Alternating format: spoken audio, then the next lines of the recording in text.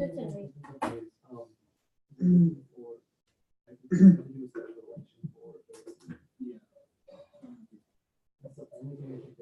just in the coldest class on Saturday, it is too easy. Yeah. The law class? Yeah. It is easy? Yeah. That's what I said. That's what I tell people, and no one listens to me Dude, I ever. love that. You think I don't know anything around this place? Like, Huh? 30 minutes. Yeah. exactly. See, and then the online class, they have to remember like a million definitions, Yeah. and like, This law? Yeah. The online one. and what do you think how much work did you have to do for online? Depends if you work smarter or harder. Or take it on Saturdays and not at all, right? I mean, right? I Smarter, work smart harder, and not I at like all. Right now. You what? I like it. I like it so Yeah, you're probably gonna end up with like a super A+ if they can get Yeah. those grades on this Ethan said he campus. was like, you guys can cheat if you want, but See? What a real guy. and this is his last semester teaching it, so I mean it's win-win. Oh, dude, I would be. What's gonna happen after that? He says he's gonna stop already because he doesn't want coming Saturdays. Well, that's pretty obvious. I mean, I wouldn't want to come here on Saturdays. Dude, what if you had a class with me though? There's no way I would want to come here for Saturdays. You would have to pistol whip me to get me to come here on a Saturday. Can arrange that. Yeah. Oh, that's right. You could. That's I right. can arrange that. You hang out at gun ranges. That's right. I forgot Not that. anymore. I think you said that to the one person. I know. I know, Remember, like, do you remember, like, I don't even remember who that was in our class, and she was like, I know you from somewhere, don't I? Yeah, didn't I see you at the pistol range? What was it? Like, oh yeah, I know job. Oh, man. Okay, how do I make sure that I am... Sorry, I'm just trying to make sure here that Oh, can you- all is well. I don't know how to get on it. Okay.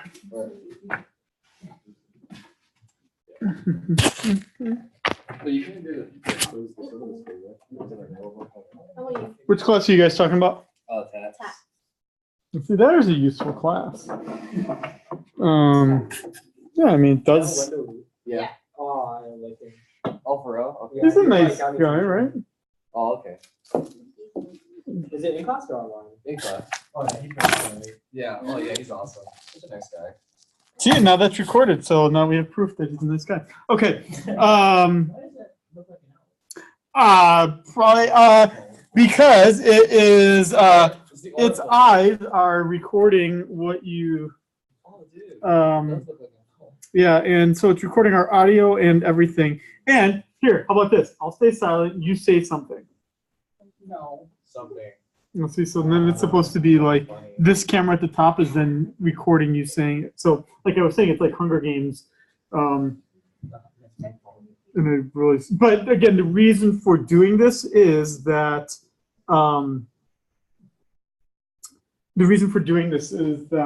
you could leave early or not be here, and you could at least always be comfortable knowing this exists. Okay, so there were like 3 faculty members sitting in the lounge photocopying stuff. So I just the syllabus is all done with the topics that we added, with the addition of a discussion of poverty and inequality. So there's that I added to it. But I didn't want to wait for a few other professors. So if we take a break, I'll print it out, or if there are people there, they'll still be uploaded, and I'll just give it to you next week. It's not that big a deal. Oh man, you should have seen it in this class. Did you hear about? Yeah, well, yeah, you saw. I figured it out. Oh, what was it? Terms of trade. So you remember, for those of you who had principles of macro, terms of trade, production possibility, frontier is one of the earlier topics that's covered. It takes quite a while to develop and do, but if you make one error, the whole thing gets screwed up. And until you get to the end, do you realize if you made a mistake or not? So I created 2 lands, one called Tomville and the other called April Land. And this is still useful because it's still econ. So imagine, right? In this very simple example, know for all of you, this is just review. Maybe. What's significant is their differences in their slope, nothing else, because countries trade based on their comparative advantage. And does anyone remember what the first step is that you do to solve this terms of trade problem? What do I need to do? Assuming there's some numbers there, I need to calculate what the opportunity costs are. Which was fine. That's still all good. Now the errors started to happen because I think I said 50,000, and then all of a sudden it became 5,000 because I forgot a zero and a whole bunch of other things wrong. No, the very simple problem came from the fact that I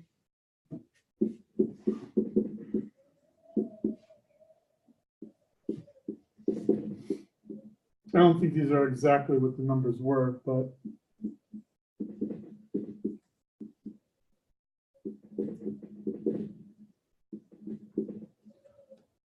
let's say that's Tomville and that's April land. What should Tom be making? Good X or good Y?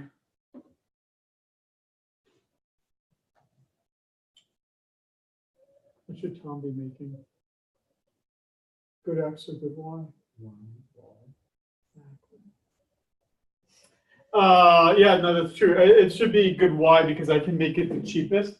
But I was so close to the board when I was doing it, and like I'd screwed up the 50,000 versus 5,000. I'd very quickly written it. I was like, oh, Tom makes X, April makes Y. Now, you don't realize you've made that error. You can keep going on with that error. Like, it doesn't affect the math. You just misidentified what they specialize in. You don't notice it, though, until the end, when April is the only one benefiting and Tom's getting screwed. But all the panels were like already filled up, and identifying where the error was taking too long. So because that was such a critical yet simple error that was made right there, and none of the 40 suckers in class identified the error that I made because I'm standing right at the board. So there's no one saying you screwed up, which I need someone to do. You were right in the front. I figured it out on the bike ride home. Did you figure it out though? I did. I was like, I was making around. Yeah, exactly. No, yeah. So the error was right here in that Tom, should be making Y and Tom should be April should be making X. Anyway, I think I know that.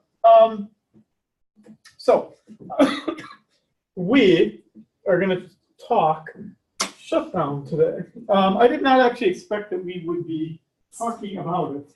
I was going to start with talking about how to give a speech, performance kinds of techniques, but I figured I should take advantage of the fact that the shutdown is still happening. Why not? So I guess the question would be first is, why are we shut down? Or what exactly is shutdown, I guess? When the government ceases all cooperations so that they can discuss a plan for economics, right? Well, Like not even just economics, but the budget has to be passed every year. And the Congress has the power within the Constitution that, right, the executive branch executes the law, but the legislative branch is the one and the only one that can approve the money, right, to be spent, passes the budget. The president signs off on it, but it's the Congress that has to do this job. And they have to do it once a year because that's how long the budget lasts for. Now, typically what happens is that almost never does the budget get passed on time. Almost never. The budget year for the federal government starts on October 1st, and consistently, like an undergraduate, they missed the due date. And like a professor, usually they get an extension. So usually they have a temporary spending bill that just says for 90 days, you can just keep spending at the same rate of what you spent last year. But in 90 days, we're going to have a budget. We're going to really have a budget passed then, and then we're really going to do it. Okay. So that was actually what the plan was. So when most of the government was a good deal of the government was actually funded. The budgets were passed for most of the major departments, except things like Homeland Security, things like the food and the Department of Agriculture. A number of the departments within the federal government did not get funding.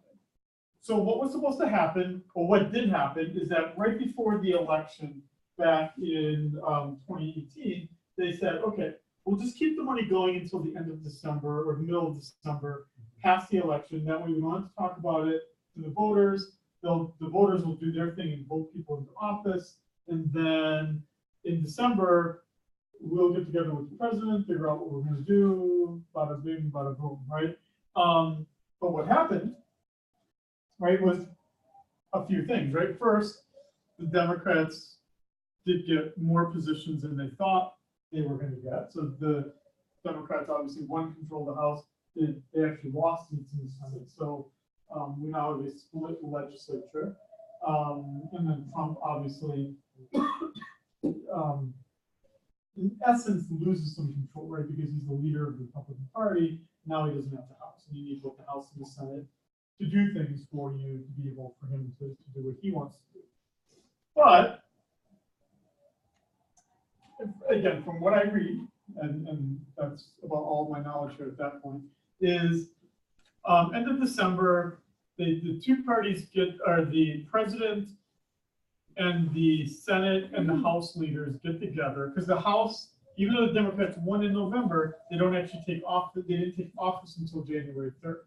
So the idea was, while you still have a Republican leading the House, and while you still have a Republican leading the Senate, you get those three people together during what's called the Lameduck Session. You get the three people in the room and you say, dude, we're just gonna wait, we're gonna fund things for, again, 3 months or whatever, and then we'll worry about the border wall later. Well, the problem, again, from what I hear is, the people on TV got really grumpy about that, because they're like, dude, if you don't do something about the wall, you're never going to get something done, because then the Democrats are going to have power after January 3rd, and then you're not going to get jack shit. Like, this is your best and last opportunity to get everything that you want. So the president, after originally saying, yeah, we'll sign the temporary budget thing, and then we'll worry about the wall for the next 3 months, instead, the president says, no way, I'm not going to give you anything you want. Let's see. Do you want to watch the video where he says that, or no? Or No. do you care? Okay, well. I mean, I didn't see it. But do you want to, or? Yeah. The one we're sitting with Yeah. Let's see, what is he doing here? This is the one where he is. Let's see. I think this is the. I actually didn't see it. I just heard about it on the radio, so my knowledge is limited too. Oh, but then I got plugged in. Now I can figure it out. I'll give you a chance to eat too.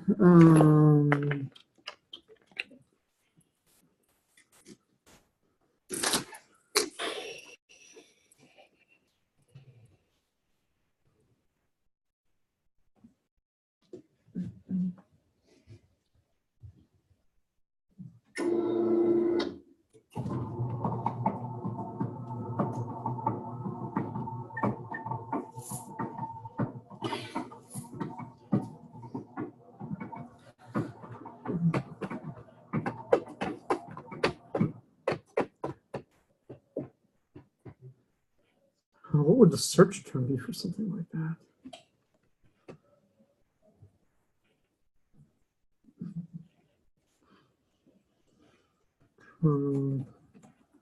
My house. I don't even know what this. What would this be?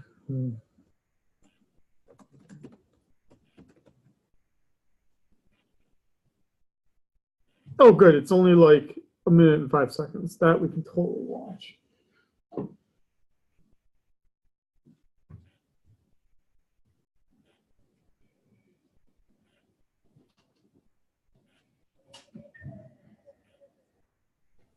Just thinking about it.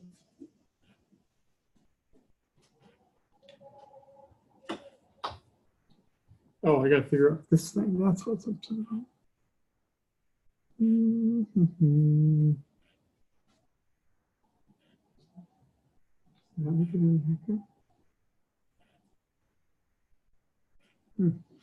Well, I might just give up on doing it. Maybe I shouldn't. I'm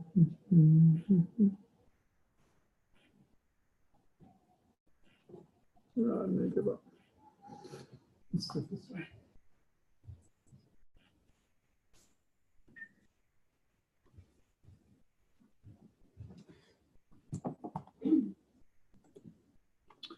So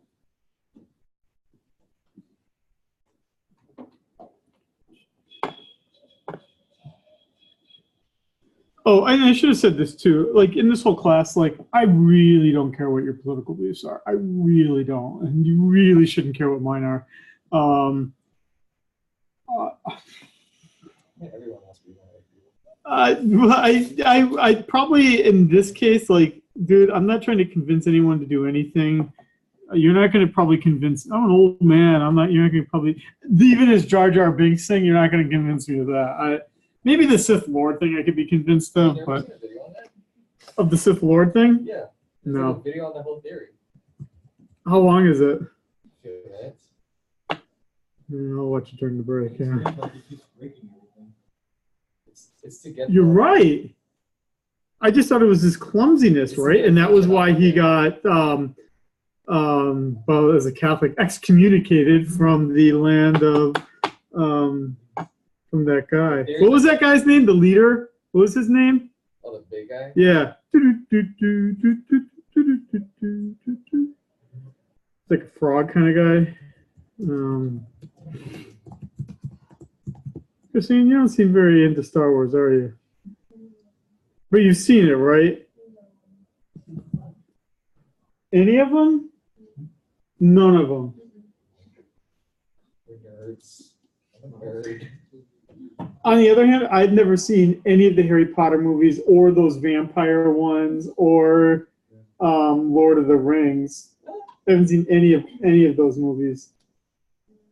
Have you watched any of those? I've watched Twilight. Okay. That I asked now for the extended edition. Like 4 hours each. I was gonna say that's like Titanic long, isn't it? Like 4.5 hours. Yeah, it's pretty long. So Oh, this one. yeah, so apparently what happens is that when the government shuts down, the thing that everyone tries to do once it shuts down is they try to blame the other person for shutting it down. Because most of the time, voters get really grumpy that you shut it down because they're like, dude, now I can't go to Joshua Tree Park, or now I can't get a small business loan, or now I can't. Well, the big one is, well, I'll talk about him a little bit. Wait, so One thing I think we can agree on Okay, is so- we shouldn't shut down. So, so this would be the leader of the Senate, the guy who's just coming into focus here, Chuck Schumer from New York. This would be Nancy Pelosi, who's the leader of the House of Representatives.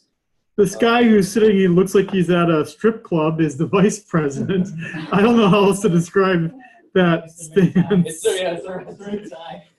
No, it's a stance of how he's sitting. I mean, it just looks like he is like the pop daddy. And then you got Trump. Okay. On the government over a dispute, and you want to shut it down, you keep talking The about last time, Chuck, you shut it it. down. No. And then you opened it 20 up very times. quickly. And 20 I don't times. want to do what you did. 20 times you have called for, I will shut down the government if I don't get my will. None of us have You want to said, know something? You said it. You want to put that on you my, said it. I'll take it. Okay, good. You know what I'll say? Yes. If we don't get what we want, one way or the other, whether it's through you, through a military, anything you want to call, I will shut down the government. Okay, fair Absolutely. enough. And I am Disagree. proud, and I'll We tell you what, disagree. I am proud to shut down the government for border security, Chuck, because the people of this country don't want criminals and people that have lots of problems and drugs pouring into our country. So I will take the mantle. I will be the one to shut it down. I'm not gonna blame you for it. The last time you shut it down, it didn't work. I will take the mantle of shutting down. And I'm gonna shut it down for border But we believe security. you shouldn't shut it down. Thank you very much, everybody. So when that happened back in December, the idea was the biggest piece of ammunition that you typically get, from my understanding, is that you shut down the government, you try to get what you want, and while you're shutting it down, you blame the other person for doing it, even if they really didn't. So that's kind of the idea. But then you can't do it because then the boss just said, I'll take the blame. Exactly. So now he's kind of screwed, right? Now, on the other hand, the story I hear is that when they came into this room,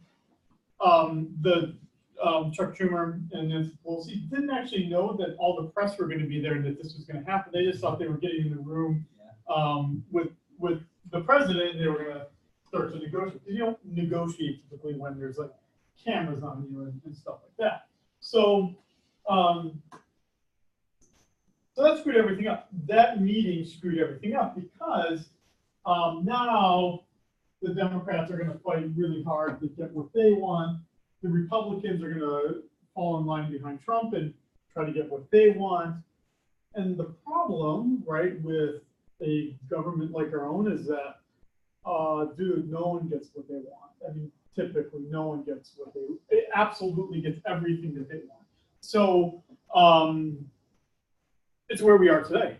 This is day 27 of the government shutting down. This is the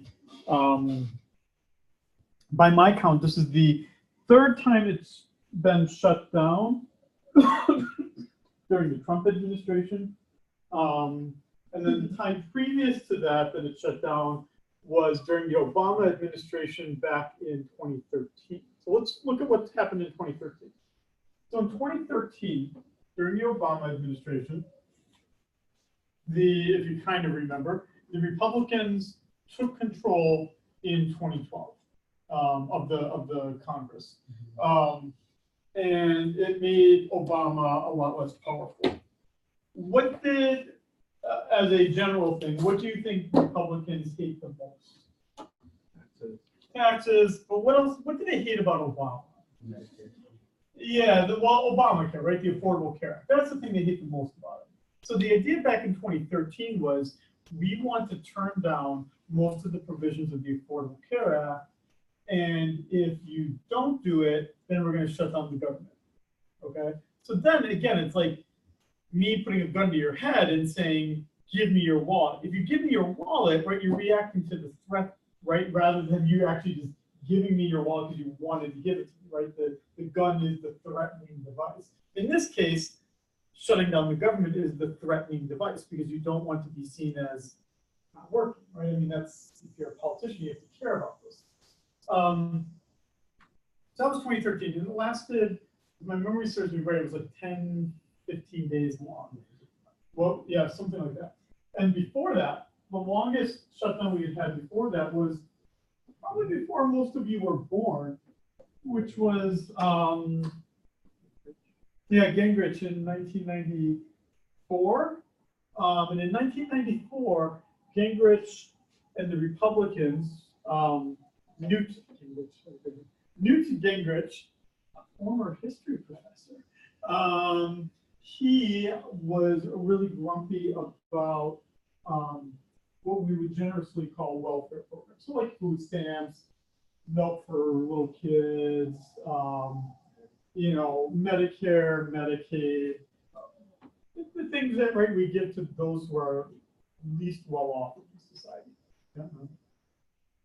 The Republicans made a strong argument that, listen, we're not a society where we just be handing out money, let the cripples work, right? And then the other ones are saying, right, dude, this is what we should do. We should protect others, right? And again, right, if you say let the cripples work, I mean, you can come up with philosophical reasoning, right, Darwinian, where you say cripples, if you can't work, then you should, right, the culling of the herd, right? You can come up with, right, but I mean, you could, right, I'm not saying they make it that draconian, but they would come up with something like that, right, because that's the only way you can do it. And then the other ones seem like nuns I knew from my youth, right, would just like give up everything they have just to help someone else, right? So not like either extreme is very healthy. That was the longest one though, and I think that one was 21 days. Yeah, 21 days. So now we're in day 27.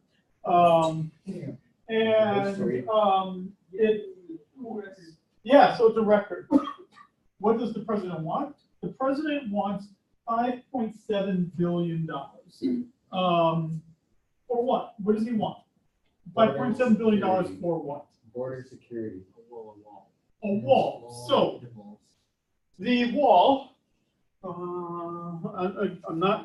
really don't care if you really want it. I don't care. I don't like false things. Oh, here it is. Okay, so What I heard, there's a lot of like drug coming through from like boats and stuff. what I learned is that most drugs come in through the mail from China, like the most dangerous ones. People just put them in packages and send it. That seems like really easy, doesn't it? Like, I mean, I go to the post office all the time and mail stuff to my wife. I should just become a drug dealer. You do the next Walter White, you have to grab Okay, here's the United States, okay? It's really bad, I'm obviously. Yes, I understand. I'm not a cartographer. Is it? Oh, yeah, you're right, Texas. Yeah. And then, You need Alaska and Hawaii. Alaska. Oh, geez, I don't even know what Alaska looks like. Oh, yeah. We got Seven. And the territories. Right. Yeah, they're all right. Okay. Now we have a border here. We have a border here. Right? We have Canada, which is our longest border, which is something like 4,000 miles long, something like that, 4,000 miles long. And then this one is about 2,000 to 3,000 miles long. Typically what happens, right, or at least in this narrative, is that there's a whole bunch of really poor countries here and in South America, Central America, South America. Where we're talking about here, we're talking about Honduras. We're talking about Guatemala. Then you head out into South America, and you're talking about, you know, countries even like, even like Panama. But you're also talking about countries like Chile, right, or Brazil, or Venezuela, right? So all these grumpy people, right, have a aunt or uncle or cousin that lives here, right? So they basically walk, right, basically to there. And the rich just fly there, right? Now, most immigrants that are here illegally, what we call undocumented immigrants, actually started out as legal, started out here legally, because the most common way that people end up here illegally is overstaying a visa. Exactly, overstaying a visa, which means they flew into an airport. From most countries, you don't even need a visa to get here, right? You get one at the airport when you get in, just like if we did a class trip to Spain, right? We wouldn't have to get passports before. You get one at the airport, right? The same thing. And you're only supposed to stay like 90 days, right? Or something like that. But if you stay over 90 days, things are pretty bad, right? Hey, did you need one for Japan? Did you have to go? So if you, what about Australia? Did you have to get one for New Zealand, Australia? But you had the airport. No, you have to get that. Really? That's anyway. So the root of the problem, statistically speaking, is people flying into airports, overstaying, and then because how do you find, right? How do you find Jose once he flew into Houston and then was only supposed to stay 90 days, right? I mean, where do you go? I don't know where he went, right? You gotta try to find them. There's no way you're gonna find them because, dude, it's a big country, right? And I don't have the people or the manpower, or the resources to find Jose anymore. But you then have individuals So it's the Jose's that are the problem, the ones that flew in, not Maria, right? Walking with her kid, right? And then finding a place in Arizona or New Mexico to just walk across. I mean, yeah, she's illegal too, just like the other one, but there's more Jose's than there are Marias. But the Jose's don't look like as bad of a problem because there's not like, I don't know, maybe it's just border, right? There's probably some English professor or philosophy professor here who's probably a lot smarter than me who would know the significance of it. But I don't know, there's probably something about the allure of a border or something where it makes it seem like others are invading us, right? And, there's probably something psychological going on here. Because it makes it seem, when you hear the argument, it would make it seem like the whole thing has like, that there's no borders at all. Like, right, there's like roads where you would have like a shelter, right, where you have to pass through. But you could like, it makes it sound like you could just walk around it and just go off into the food. I mean, I've been to Arizona once. That was about all I've ever done. From what I hear, it's just a bunch of like desert, and there's a big river, the Rio Grande. That basically, one, this is a pretty easy territory to just walk across. And that second, it turns out a lot of this already has something, not a lot of it, but the most points where people are walking, right, that the Marias of the world always tend to walk right here. The government knows that the Marias of the world always cross right there. So then they actually build a wall, or not a wall, but put up some fence right there to make it harder for Maria to do it.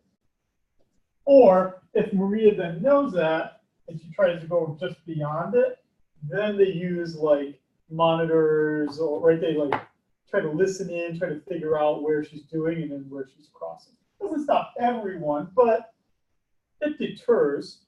So the idea is, from my understanding, is that with this $5.8 billion, that he would cover it all. This does not look accurate. Anyway, that the $5.8 billion would cover it all. But it turns out there's something wrong with the math, and I haven't investigated enough. Maybe someone here knows it, but that to build a wall for 2,000 some miles would cost like $30 billion or something, like some bigger amount. But all that the 5.8 does is actually build a really big wall where we already have things there. Right, so it'd be like San Diego. But it's not going to be like in the middle of like nowhere, Arizona, right, where no one crosses. They're going to build it in San Diego and other kinds of things.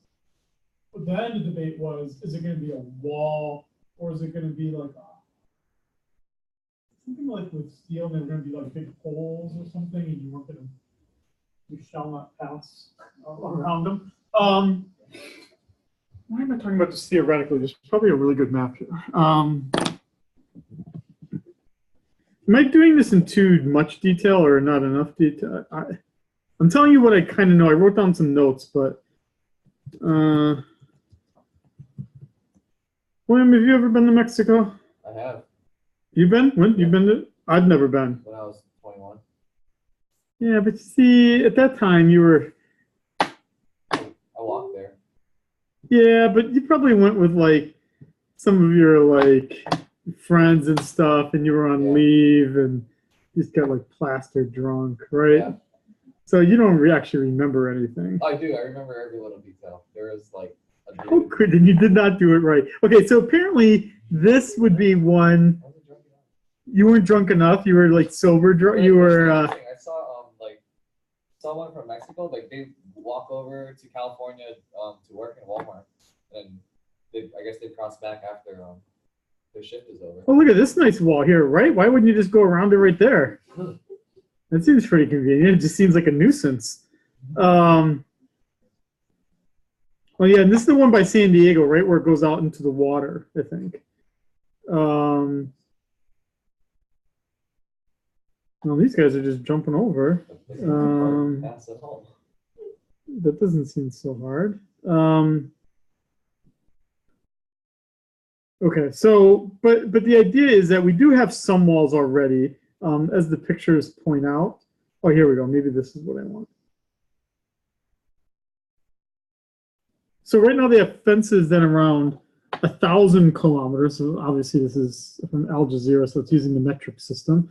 But they want to build a wall along, basically to cover what we already have and just make it, instead of a fence, a wall. It's just going to cover what we already have. So, dude, again, there's a lot of reasons why I couldn't be a politician. There's a lot of reasons. Yesterday, I went to the, yesterday was our inauguration of our Hawaii state reps, was yesterday, and I was at the state capitol. I was told be there at 9:30. I got there at like 9:15, like a good Midwestern. I got there early. And finally and I was told it was an hour long, so I was expecting 9:30 to 10:30. I left at noon, and they were just getting going, right? I mean, they had just, lots and lots of people just, politicians. Anyway, I don't know how you, if all you were trying to do was do what this map looks like, which is, dude, we have an old shitty fence and we just want to put up a new fence, like, or instead of calling it a fence, we call it a wall. I don't know if I'd actually be grumpy on that principle, right? I mean, the debate seems to have happened years ago when we built the fence, right? I mean, so this whole idea that the Democrats, holier than thou, saying, we're the United States, we're, you know, we got a Statue of Liberty, we're not supposed to like turn people away. Well, dude, I mean, we already got a fence, so it's not like it's been a free for all, like that we want, you know, poor Central American, Mexican, South American people. It's not like we've let them in before, right? We were already grumpy about it. So the Democrats really don't have a high horse to say, like, on a moral principle, we should never be doing this. On the other hand, right, if you're a Republican, you're making it sound though like there's no fence there and it is a free for all, and now we're going to finally put something in place. So both sides are really not telling the truth. But the other side of this, right, is that you notice that the wall doesn't cover everything and that they can't build that whole thing, 1,600 kilometers. You can't build that for 5.8 billion, but that's the thing that costs the 25. The figure I saw was 25 billion. But Trump wants this. He wants this because he promised it. He wants this because the people that support him want it. He wants this. And he's got to go up for contract renewal in right in 2020. As a professor who goes up for contract renewal, what was my complaint? My complaint made of me at contract renewal was I don't put student learning outcomes on my syllabi. I don't know who that serves. I've never had a student say, Cash, I've never heard Cash say, what are your student learning outcomes in this class and how are we achieving them? It serves a purpose, I'm sure it does, but I don't know why you gotta hit me for that. So the guy's up for contract renewal. He's got to be able to say to the people that voted him into office, dude, we're building a wall. So there's a purpose behind what he's doing. But he's hoping that when he tells them, dude, we're building this wall, no one's going to figure out that something already was there and that the money I got isn't enough to build what I'm saying I did. So, right, I mean, it lies all around. Right, and then the Democrats are going to say, dude, we stopped them from building this big bad wall. Now we're like, you know, doing what Americans do, which is to let people in from shitty places, when that wasn't true either. So again, everyone's lying. It's not even I mean, the complaint always made about Trump is that he lies all the time. He does lie, I think, more than others, and a little bit more blatantly. But it's not like the others are priests and never lying at all. Like, everyone's lying. So right now, then, the average federal worker that's being either furloughed. So to be furloughed means that you're sitting at home doing whatever you want, or essential employees. Essential employees are ones that still have to go to work, but they aren't getting paid. Oh, So, TSA. yeah, so TSA would be an example, The Coast Coast Guard would be an example. Where are the other ones? Oh, my NSF application for support, National Science Foundation application. Someone had to run that through, because they were essential employees. So basically, essential employees are working, but they're not getting paid. Yeah, IRS was another one. Are they getting paid? Yeah, What? yeah. Okay. So what's happening though is that you've got most of the furloughed employees then just get to sit at home. Now, a law has already been passed, it's already been signed into law. The law already says when the government opens up, we will pay back all the lost wages of all the employees who sat at home.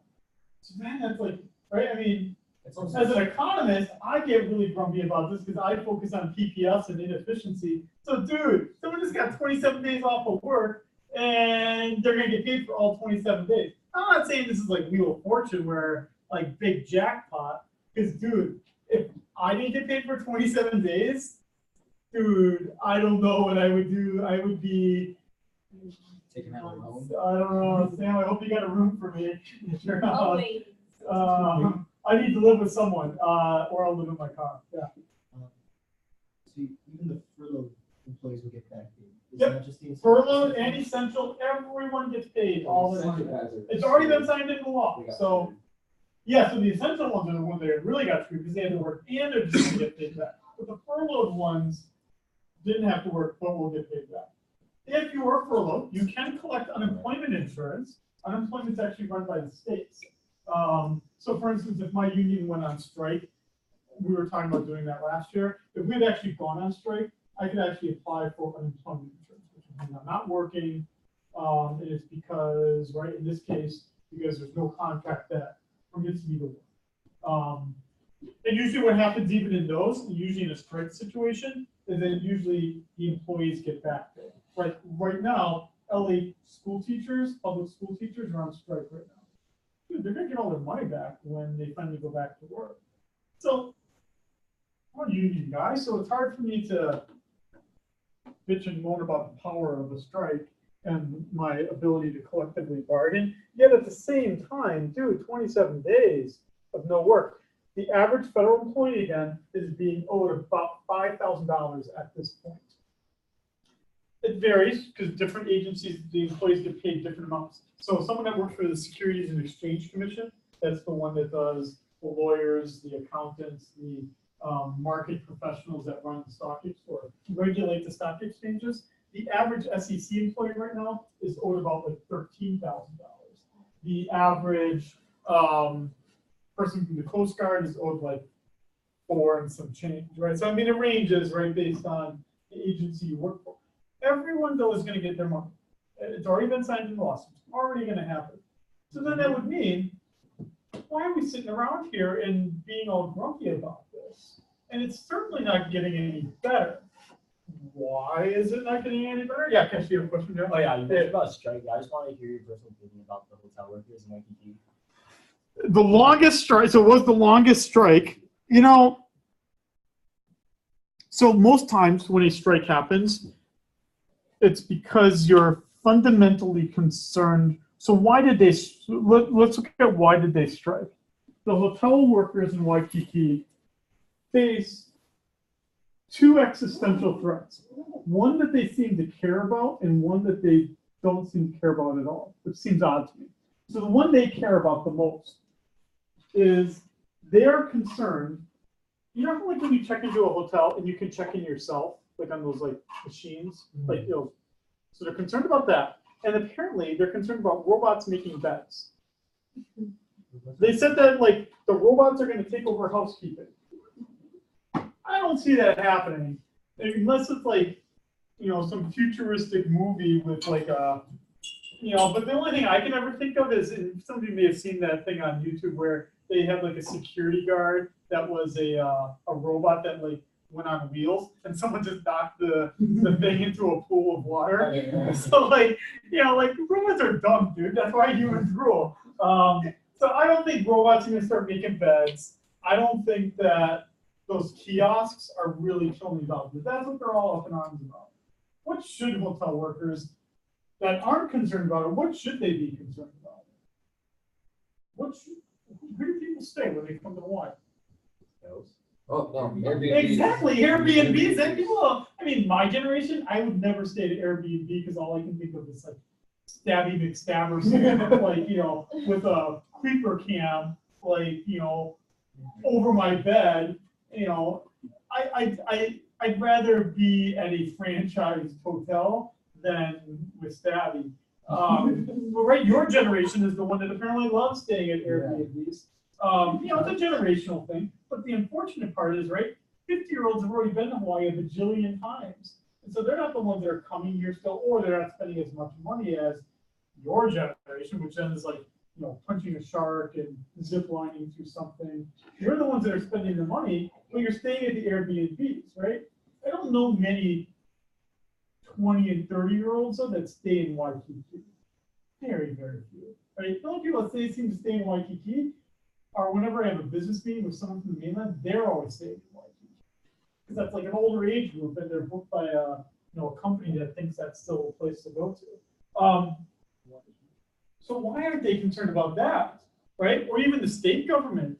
The state government gets all of its money from the TAP, temporary accommodation tax. That funds almost all the schools. We don't fund our public schools here, K through 12. We don't fund them through property taxes like we do on the mainland. Also, we have one single school district here in Hawaii, and that school district is primarily funded by suckers renting cars and suckers getting a hotel room. That's how we fund almost everything in the state. Besides the military, used to be three big things. Used to be cigarette tax, tourists, and military. Well, cigarettes, people aren't smoking as much, or they're doing Juul, and so we don't, because I don't think we don't tax vaping materials, right? I don't think. So we're getting almost nothing from that. That was what was supposed to fund the UH Cancer Center, for instance. And now we don't have any idea how to fund that. So we have no money for the UH Cancer Center. So now it's tourists and the military. And right, that's why we're built this rail and all the other things. And obviously that's not enough money. So now they have to raise property taxes because obviously those two pools are shrinking as well because we're sitting at Airbnbs. So for some reason, when they went on strike, right, you can't, it's hard to deny that, I don't think I'm being too simplistic here. You don't have to be that smart or that well trained to make a bed, right? You have to know how to make a bed well and not be a creeper, right? And that's the skills of a housekeeper, right? Don't touch other people's luggage, make a bed, get in, get out, right? So they just want to get a good wage. Now, unfortunately here, it costs a lot to live here. So the idea was they wanted to make that the average person makes somewhere between, I think, $15 to $20. And they wanted to get like $22 or something like that. They wanted to have a fund to build housing here in Hawaii, and they wanted some more benefits, like healthcare benefits, funded a bit more. The hotel chain, or hotels, when you stay, for instance, at a Sheraton or a Marriott, Sheraton and Marriott don't actually own it. It's actually usually run by someone that franchised it. So they own the building, just like someone could own the McDonald's building, and then they buy a franchise to call it McDonald's. Just like someone has a hotel rooms, they buy a franchise from Sheraton to call it, right, Sheraton or Westin or whatever. The company, the Koreans, right, they drive a hard bargain. The South Korean company did not want to give in. They had 2 or 3 strikes simultaneously. There was one in Vegas, I think. There was one in Southern California, and there was one here. They were all happening concurrently. No one expected that it would go that long, and it's a little harder in Hawaii because you fly all the way out here, you have a wedding going on, and now all of a sudden everyone's, disrupting it. And in Hawaii, the second most unionized state in the country, behind New York, everyone's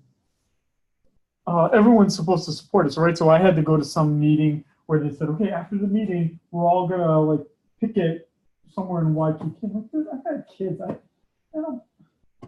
I don't want to hold a sign. I mean, I'm not, I support your cause, but I don't really want to get dragged into this either. You know, like I got things to do today. It's Saturday. It was a Saturday. I wasn't even getting a free T-shirt. You know, like usually you get a free shirt. So finally it ends after about a month, is my understanding. And really all that happened is all the union workers got all their money back. They got something like $2 more an hour over a 3-year time span, and they got some more benefits. So the union can feel like it won. The hotel company can feel like, oh, we didn't get totally screwed, we didn't get everything we wanted. But activity, I'm right here. But I can't help but think that 5 years from now, 10 years from now, the problem is going to be much worse because we still have not resolved the Airbnb issue. Are we going to tax it? Are we going to limit it? You know, and no one wants to make a stand for it or against it, right? And it would be helpful if a mayor or a governor just said, dude, we don't want them here, or if they said, dude, they're here, so let's tax it. Same with Uber, right? The cab certainly has been hurt by it, even though there's stupid commercials, right? But I mean, Ford, yeah. But I mean, think about that existential threat, right? I mean, is that Uber is certainly cheaper and I actually think less creepy than the cab. And certainly more convenient because I don't even have to call someone. I don't want to call anyone to get somewhere. I just go on my phone, right? So usually when you go on strike, so the LA teachers are on strike. The LA teachers are kind of doing it smart. So LA school teachers are on strike. But the thing that they are the bumpiest about is not their wages or benefits. That's not why they're striking. They're striking because there are too many kids in charter schools. That's what they're grumpy about. Which makes sense, because charter schools are basically private companies that exist and say, dude, I will teach all of your K-12 kids that sign up for my school, and the state will reimburse them for the number of kids they have. So we have charter schools here in Hawaii, and the way a charter school works is that the student doesn't pay tuition to go to this charter school, right, which is kind of like a private school. And the state says, well, you know what, like, probably better than having them go to Campbell, so we'll give you a check for like, I'm making up a number, $6,000 a year for every student you enroll. Now, the problem with that is that they hire teachers who either get paid less or maybe are not as well trained or don't have tenure or are not basically state employees. What that does, right, is it becomes a slippery slope because then maybe 10 years from now, 15 years from now, 20 years from now, they're like, dude, third grade teacher at public school number 1 is a really expensive employee and all they do is bitch and moan. Why don't I send them to charter school of excellence down the street where at least now I contain the cost because now I know it's just $6,000. I don't even have to worry about anything. Bada boom, bada bing, right? That's actually a strike that's going on. Are you kidding me? So that's a strike that's actually happening right now where they're actually dealing with the existential threat. Like if you're going to go on, I mean, this is just personal union politics of, if you're going to go on strike, you should probably go on strike for that rather than I want 30 cents more an hour. I'll give you the example for UH employees. Apparently, my union thought it was wise to threaten to go on strike for $500 more. Dude, I just waste $500 on stupid stuff every year. At least once a year, I waste $500 on something. I'm the wrong person to get $500 extra dollars too, especially spread out over a year, which probably ends up being like $30 a paycheck, right, or something like that. I mean, I'll totally waste that. But they curiously did not strike over UH is now creating a new college called UH Online. Anyone heard of UH Online? So it'd be like you could take this class but you take it in 5 weeks. So they won't require a campus. You'll get your degree. So right now you can do it for your associate's degree. You get your associate's degree from LCC, and you would just take a series of 5-week classes. And the classes would be obviously pretty intense, but you just take one 5-week class at a time, pound them out, right? And you'd be done in around the same amount of time. You would just have lots of 5-week classes all in a row. Wait, so you'll still finish in 2 years? You'd still finish on time, but you wouldn't have to physically drag yourself to a campus. It's designed so that more people get their degrees, but eventually the fear is, right, is that someone graduates from high school and maybe then you say, dude, you should just go to work right now and then just take these 5-week classes. Or you would just say, go home, stay home, and take these 5-week classes. From an infrastructure perspective, you don't need this big, beautiful campus, right? You just have to, and you don't hire people, I'm not going to teach a 5-week class. There's no way in hell I'm going to teach a 5-week class. So how do you teach it? Because they hire someone then, right? Again, right, you hire like Saturday lawyer guy, right? Saturday lawyer guy works for, probably gets paid about half the amount I get paid to teach a class. Now, he loves doing it, and there's no, well, obviously he doesn't love doing it that much, right? They're going to do it past this. Maybe if he got twice the amount, maybe he'd do it a few more Saturdays.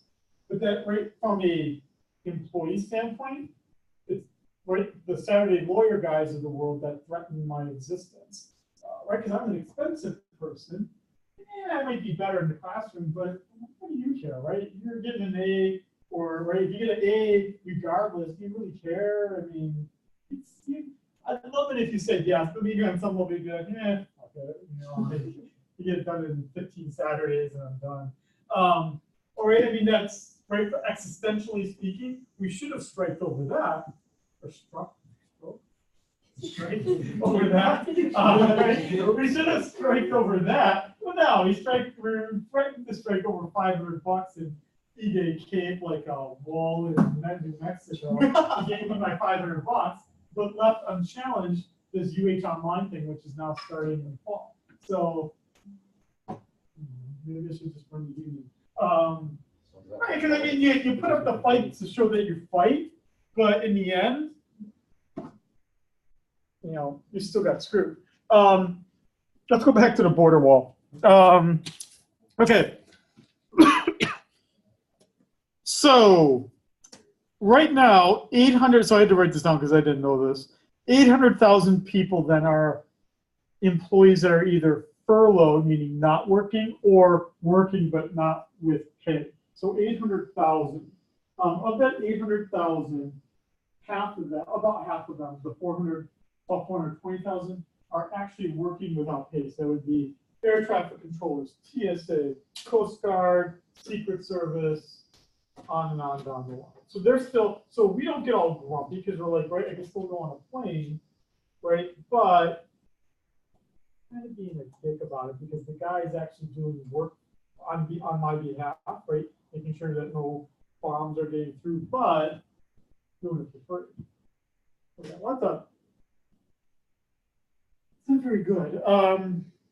So when the shutdown first happened, when the shutdown started, you may remember, although you may not, was that the equity markets in late December were actually hurting quite a bit. It was the worst December in the equity market, stock markets, since the Great Depression. So it was a really bad month for stock prices. And some of the initial fear at the end of the month was all this bad stuff that was happening. So a shutdown that lasts for only a few days, and so the other ones, what was it? I think I wrote this down. So the first shutdown during Trump was 3 days. The second one was one night, and now we have this 27-day one. There's nothing. You can't destroy the economy with a one-night shutdown. You're certainly not going to destroy the economy with a 3-day shutdown. But when the government shut down in 2013 for 16 days, about the same number of people were furloughed, about 800,000. It caused, as measured, it caused a $24 billion decline in GDP. So we have about a $20 trillion economy.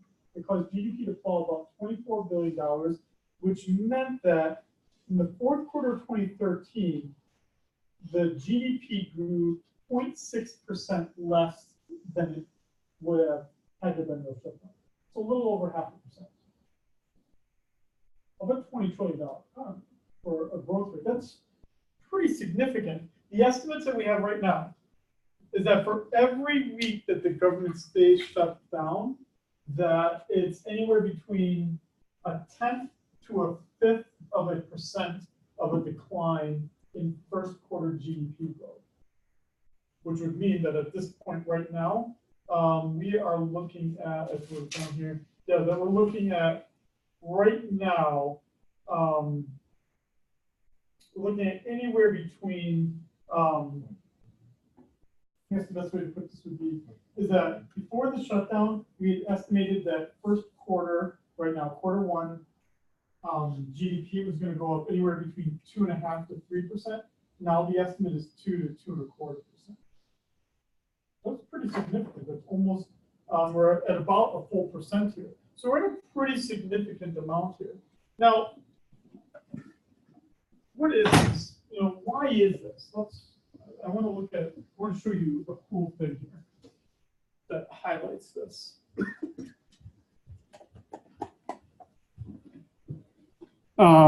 Let's see here. So at each Federal Reserve Bank does their own interesting, cool projects. Obviously, for those of you who've had me for class before, you know that the one that my favorite one is what? What's my favorite Federal Reserve tool? Fred, exactly, the Federal Reserve Economic Database. I live and die by it. I've got the T-shirt. I've actually got the sweatshirt hoodie too. Well, my wife took it from me.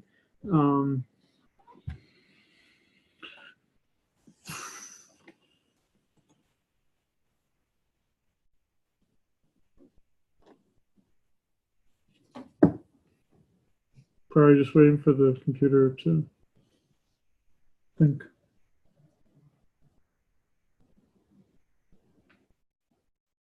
Why is your tuition so expensive if we can't buy a new computer here? So,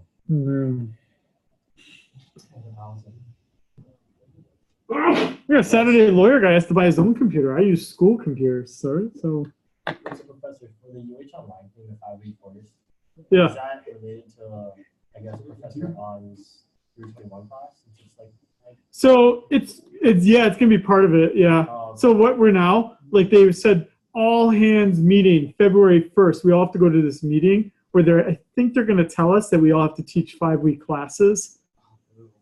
Dude, they ain't gonna happen. I barely like teaching online. I'm certainly not going to teach over 5 weeks online.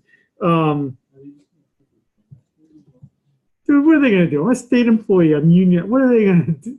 What are they going to do to me? I mean, they're not. They'll threaten. They'll be grumpy. But I'm not alone in thinking this. Like, if I was just an outlier, yeah, they probably could force me. But apparently, the first time they proposed it, enough other lazy professors like myself also didn't like it, so, you know. Yeah, also, but I just don't want to, honestly, whenever you've taken, who's taken a summer class in here? I know some of you have. Did you learn a lot in a summer class? Hell no. No, exactly. You don't learn a lot that's 6 weeks. I mean, how are you going to learn a lot in 5 weeks? the only class you took was yours. Yeah, and I actually put time into mine at least. I mean, but still, it wasn't as good as it should be. Like if you took it during the year. Okay, so the Federal Reserve Bank in Atlanta does these estimates of what they think the GDP growth rate is going to be. And it just got revised. And what you should notice in the revision here is that right back to, this is not very long ago. This would be right before, I think this would be right before the shutdown. Was that it was estimated to be much higher. And as we can see, it's only moderated and leveled off since then. So it's clearly having an impact on how much the GDP is going to grow. And here's the big fear. This is the big takeaway from today as an economist, is that it is widely agreed upon, at least among economists, is that if this shutdown lasts until March, end of March, which is the end of the first quarter, that the GDP will actually fall in the first quarter. It only takes 2 quarters to create a recession. And so if things don't get resolved by March, then the economy actually will be hurt. Now, that's pretty significant. So we're saying here that, what here? So right now, 20% of the government is actually shut down right now. So 80% of it is running just like it always has, but 20% is shut down. That 20% that's shut down is estimated to count for about 1.3% of the GDP. So about $20 trillion, 1.3%. But that's not the big thing, right? So yes, it's clearly the case that if I don't give wages to TSA employees, then they're not going to go out to eat as much because they're not getting paid at that point, right?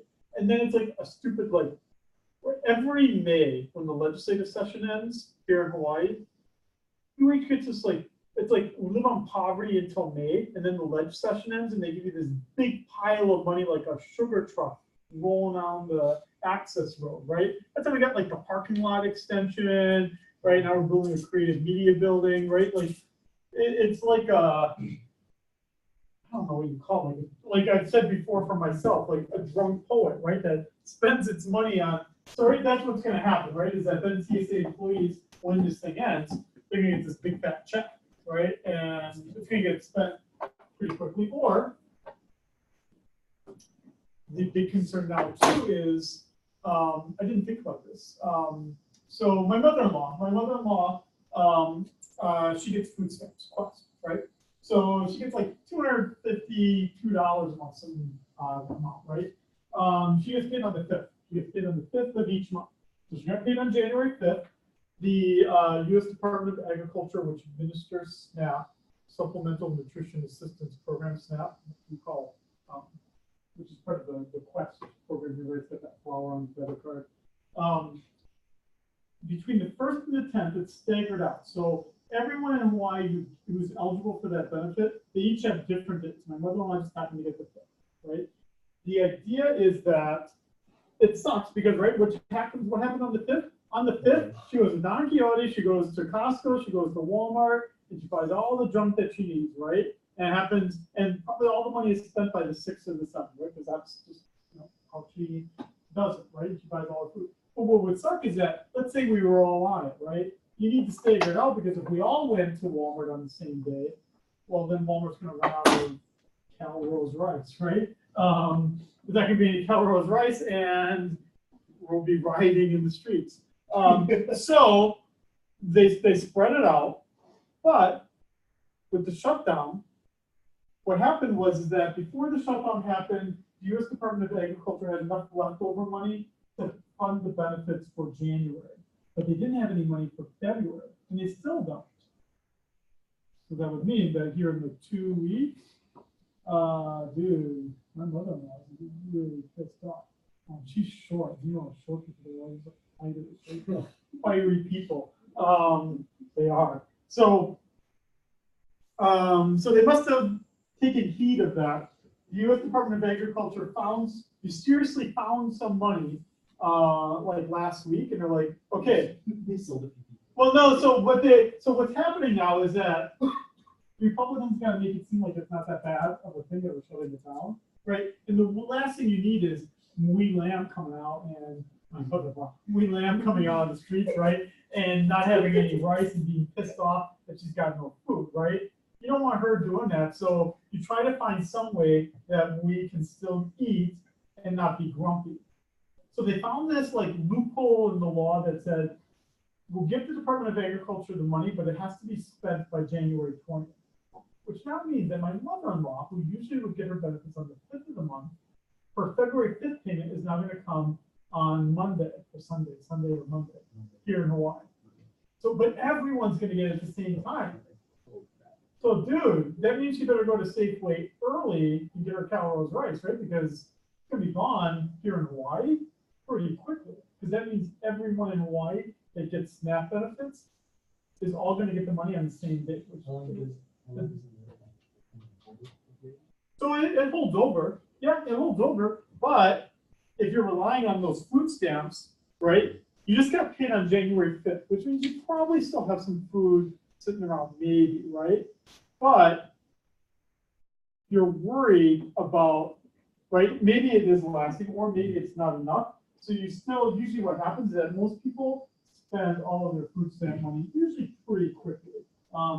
It does carry over, so it's not like spending money like they will, like the employees get or things like that. It carries over, but most people spend it all every month anyway. Usually need more money than what's being given to you.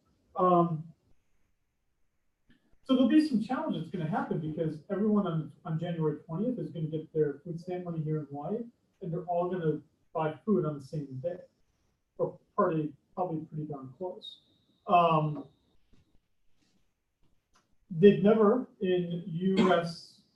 in food stamp history, so food stamps have existed since the 1960s. Never in food stamp history have they done something like this. The logistics alone. Same with Section 8 housing. So Section 8 housing here in Hawaii is only funded through February, which would mean that those prison-like cells, although they have air conditioning, so I'm actually envious of the Section 8 housing in town, but Section 8 housing is not funded past February either. So the programs are able to like still support some of the programs, right, that we have, but they can only go for so long on the temporary money that they have. And what you start to see here, right, is that you see even in this chart here is that the estimate made for the GDP is tending downwards, at least on some level. Of course, not as high as it's going to be.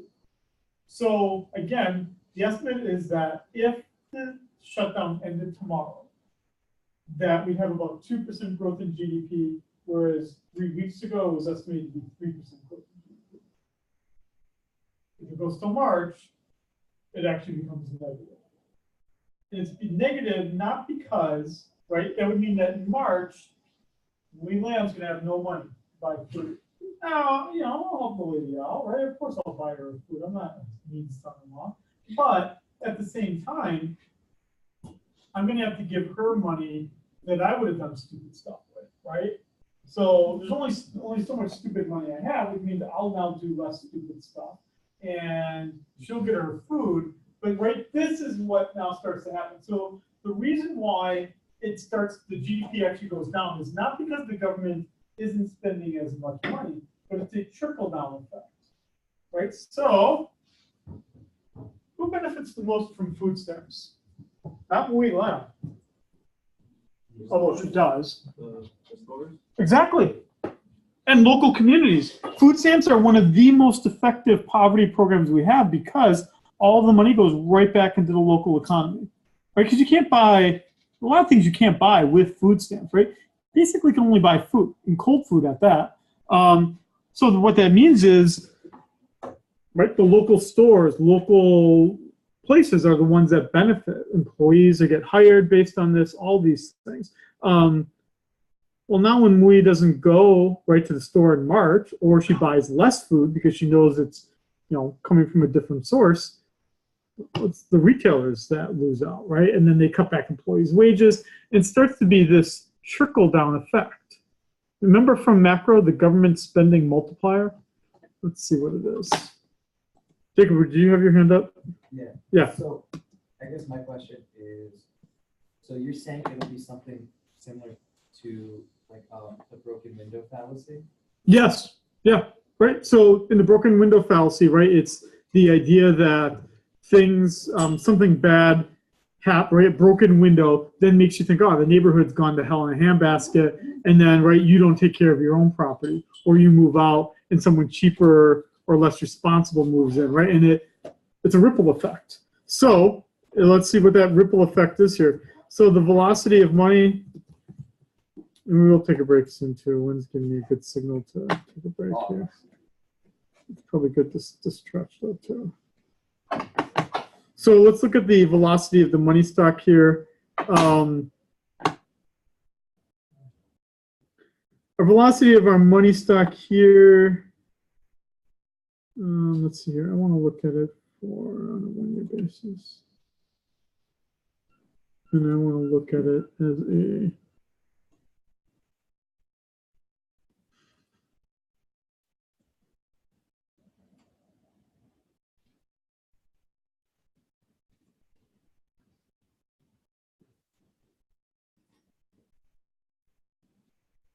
Well, is it not measuring that much? Okay. Well, let's do it this way. There's a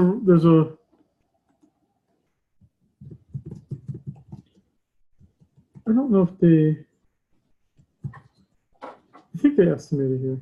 No, they don't. Okay. Well, the estimate is off the top of my head is about 1.5, which means that for every dollar the government spends, the GDP goes up by $1.50 for every dollar that the government spends.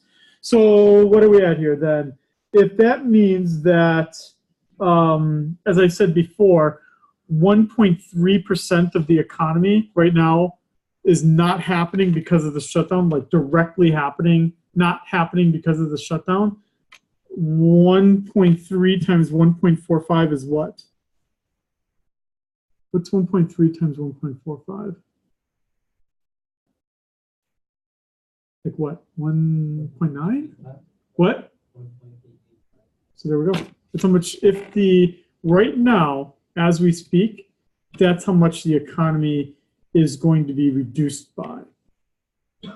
There's almost $2 for every dollar that the government would have spent otherwise. Over a wall.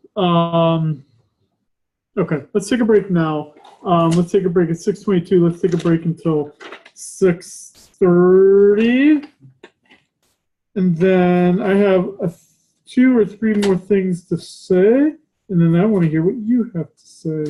Finally. Okay, let's take a break till 30 after they apply this.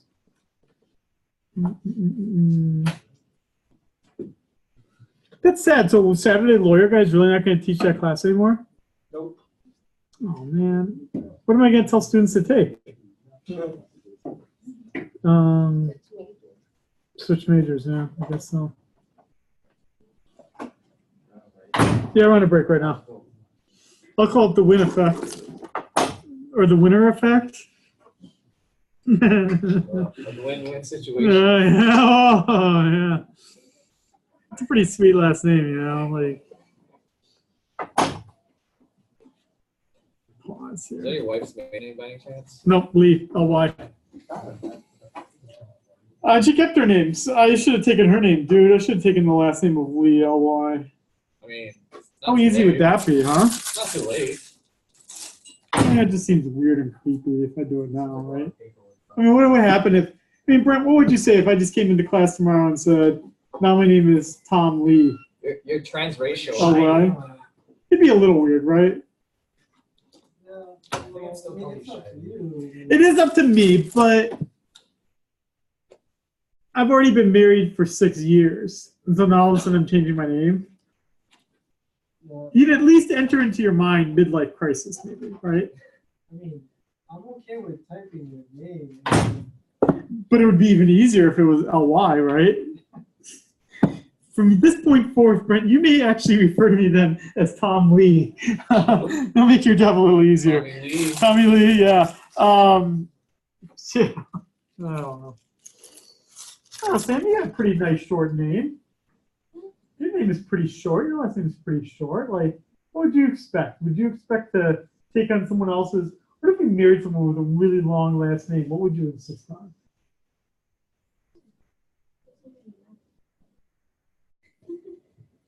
What would you do, Brent? Wait, what? So my wife's last name is Lee, L-Y. She, which is pretty popular Viet first name, Lee, L-Y. She kept her name, I kept my name, and then our kids, so for instance, Truman, my oldest, Truman, Min, Lee, Shining. So we just did 2 middle names, Viet middle names, and then So it's kind of like everyone is happy because people get to keep their names that want them. Otherwise, you just throw it all together and you just let Truman figure it out 20 years from now. I kept my name. No one had to change their licenses. And That seems like the way to do it. oh, Sam, what do you think? Does that make sense? What? Well, wasn't it from Freakonomics that the lower levels of African Americans who need? Yeah, that's right. When they apply for jobs, yeah, that whole thing, right? They did that whole thing where it's like Tyrone Jackson never gets called back, but George Franklin gets always called back because of his name. Yeah, you're right. Yeah. If my last name was Lee, God, I wonder how that would screw things You up. get a job as an accountant. Yeah, exactly. Yeah, no, exactly. Well, but see, you would think that my name would get more mispronounced than my wife's, but actually my wife's name gets mispronounced much more than mine. It's full. Yeah, well, it's Fung, but also for most people, they say Lie instead of Lee. For me, my last name is pretty accurately spelled and pronounced in the Midwest. It loses it a little bit out here. Usually people, because it violates the laws of English, because it's not an English last name, it's supposed to be I before E except after C, right? But this violates it. So yeah, there's a problem with this in the English language. Most people inverted them, so what ends up happening is that most people spell it S-C-H-I-E-D. Because it also sounds like them shining rather than something else. Otherwise, I don't know why, but a lot of people put an L in there somewhere. I don't know why an L is thrown in there often, but it is.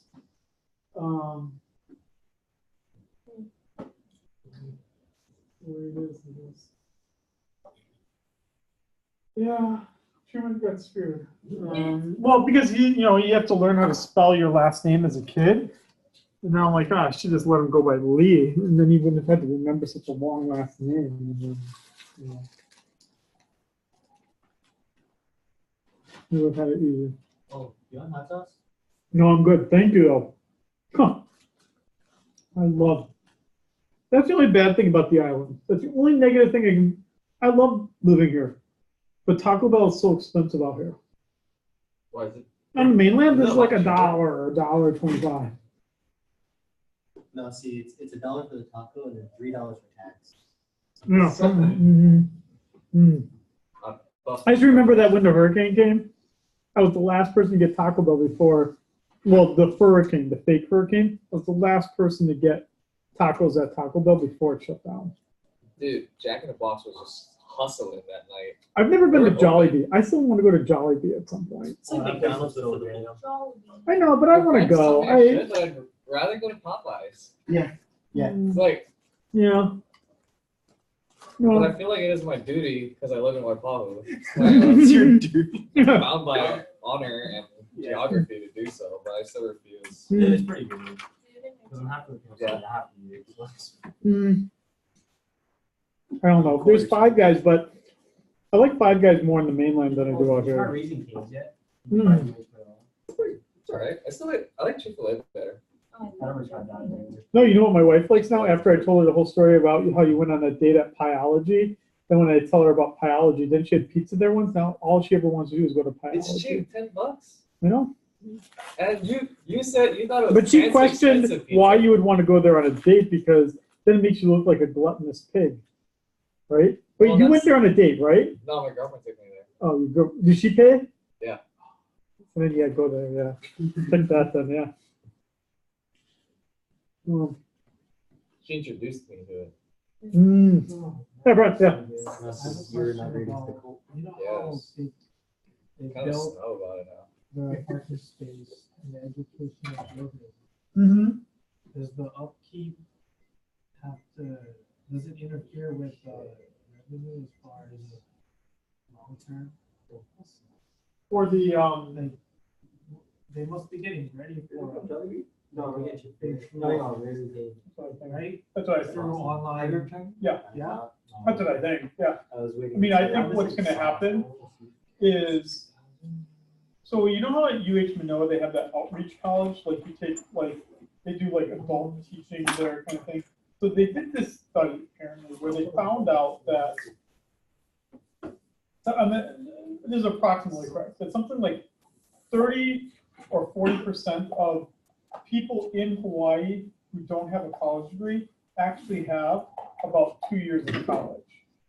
So then the idea was, how do we get 50-year-old, Kealoha to take, 2 more years of school when he's got like 3 kids and he's an electrician. Occupationally, he's not going to want a degree. Time-wise, he's not going to be able to get a degree. So what they keep hunting for is they keep hunting for these incremental sources of revenue where they think they can like do something more.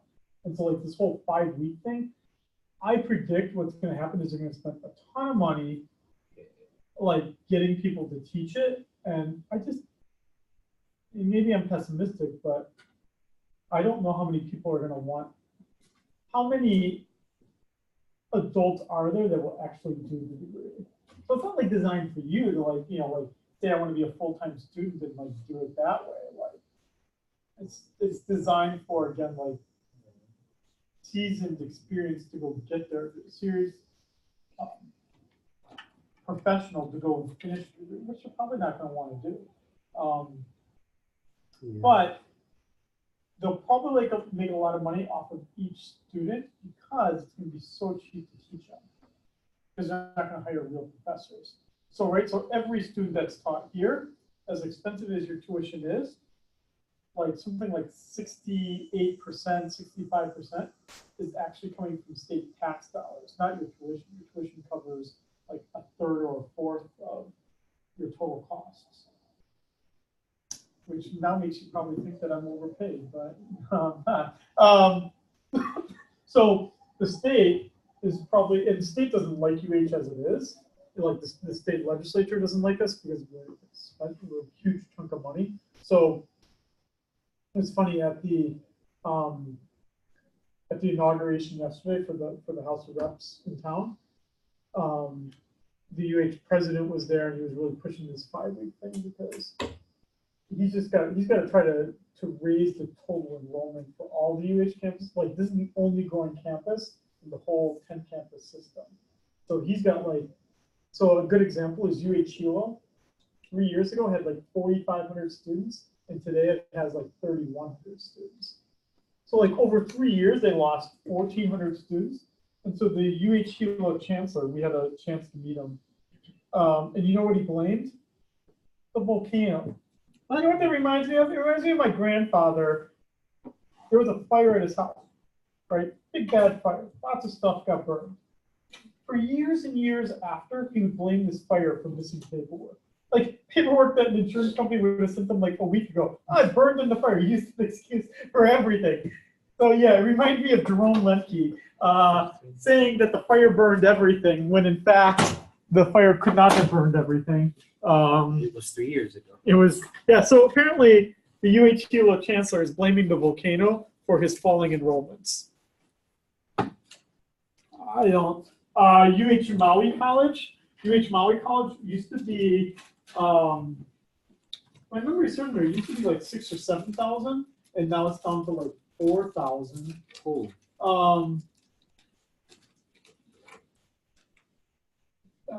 The reason is that people don't want to go to school when the economy is doing well because the opportunity cost is really high, right? Because everyone can get a job. What do unemployed people do? They usually go back to school, which is why in 2010, we had our highest enrollments ever. Because, right, the recession was kind of in full force. You're like, well, now I'm out of a job. I will go back to school. So enrollments will increase, but in the meantime, I was actually thinking of doing this. We have 1 week extra, I think. I was actually thinking about we could do the financing of higher education. Mm, I might disillusion a few. no problem. Sounds like fun.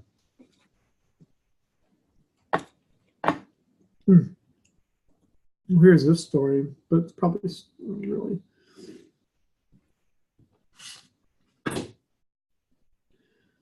How come we never get pictured on this No, campus? it's always Manila. These, look at all these rich snobs.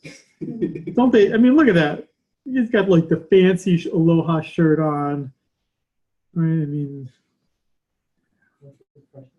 huh? Yeah. Hey, I thought, oh, look, there's us. There's us. Yeah, we're the highest.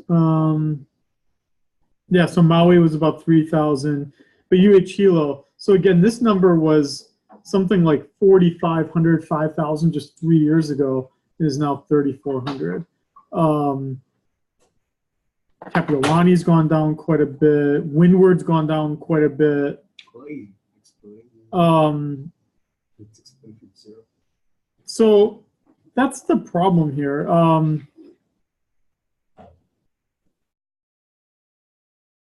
These numbers are pretty deceptive though, because West Oahu, technically speaking, in 2007 was like 700 students, but in 2007 we only offered third year and fourth year degrees. Like you could only have gone to the CCs, the community colleges, and then you would transfer here to finish your degree. But now we offer all 4 years. So of course we're bigger because now we're doing all 4 years rather than 2 years. So everything is deceptive. Yeah, here it is, right here. Right? Faced with worldwide news and images of Kilauea's eruption, UH Hilo had decreased by 3.8%. Unless they're like spraying a hose inside the volcano, right? I mean, they probably, it's not like they were saying, I can't go to class because the volcano's erupting. I'm just a pessimist. Well, it's Sound like an old man is what I sound like. not like every student was from that one fire zone. Yeah, and even from what I hear, right? What was that place? What was the estates that took out?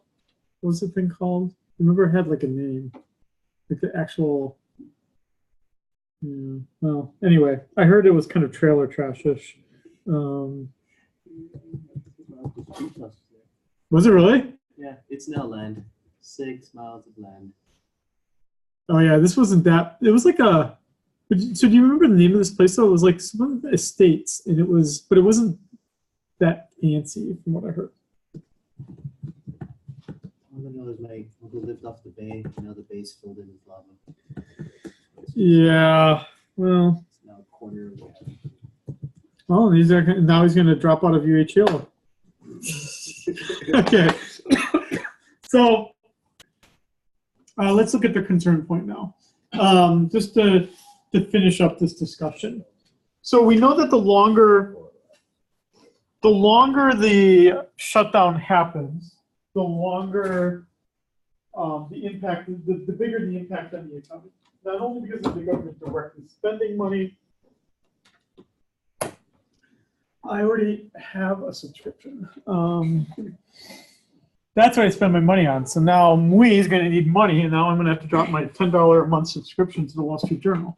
That's how problems happen in our economy. $10.15 a month. So now I have to give $10 to Mui, and she's going to need money. You should strike. Yeah, she's right.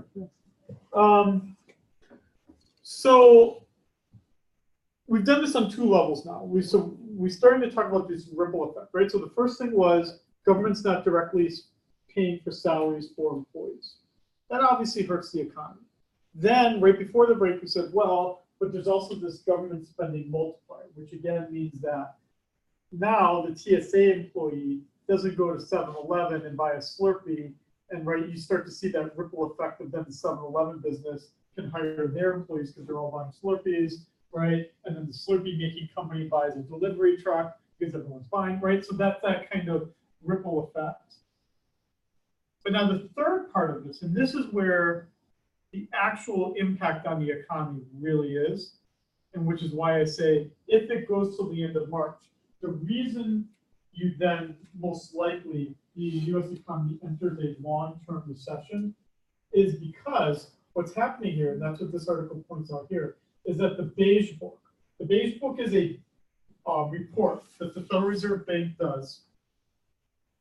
It basically means that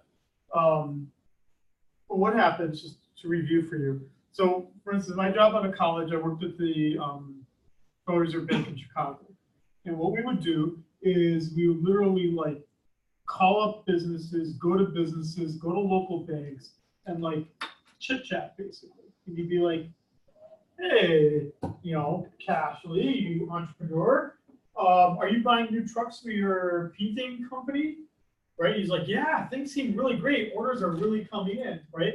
I write that down and I take all these anecdotes from all these local businesses and whatnot, and I put it into a report to say, dude, all the painters and all the painters' friends think things are really great. We think things are really going to look up here.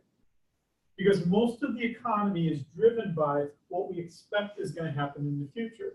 That Cash is going to buy a delivery truck and a whole bunch of paint and hire some employees. That's how an economy grows, right? Is expecting that things are going to be great. In 2008, when things were really bad, the problem was that everyone expected that things were going to be really bad for a really long time. What's starting to show up in the beige book is that the Federal Reserve employees are going out there and saying, hey, Cash, what do you think about what's going on? And I was like, dude, I had some government contracts that never got signed, right? Now I can't do that. But also, like, everyone's starting to get really scared that a recession is going to happen, so now they're not repainting their house, right? And so I was going to get that delivery truck, but I think I'll just wait till next year to get it, right? And then Ray Jacobs like, dude, I cater all the painters that work at this one place, and now none of them are there, so now I'm actually going to go back to working at McDonald's, right? So ripple effect, and that's what we're starting to see here. So the New York Fed just yesterday, for their the beige book through January 7th, that was released. As you kind of see here in the paragraph that isn't cut off, the last paragraph at the bottom, the anecdotes compiled are basically starting to show that people are doing less stuff. And that optimism, or in this case, pessimism, is really hard to get rid of. And it's even harder to get rid of when the Commerce Department is shut down, and that's actually the department that collects a lot of economic data. So unfortunately, we're actually not going to have a lot of economic data to go with. One example would be the Bureau of Labor Statistics, which is the Department of Labor, is actually on furlough right now, which means we have no idea what the unemployment rate is. Well, that's pretty sucky, right? If you're actually trying to think about how is the economy doing, and if you don't know whether things are good or bad, you should probably assume they're bad, right? And you have to take a guess that things are not going to be good. And that's what happens. That's what we start to see right here. So they meet again next at the end of the month. But that basically everyone, well, I guess we could just highlight this right here. Outlooks are generally positive, but basically people are starting to be less optimistic.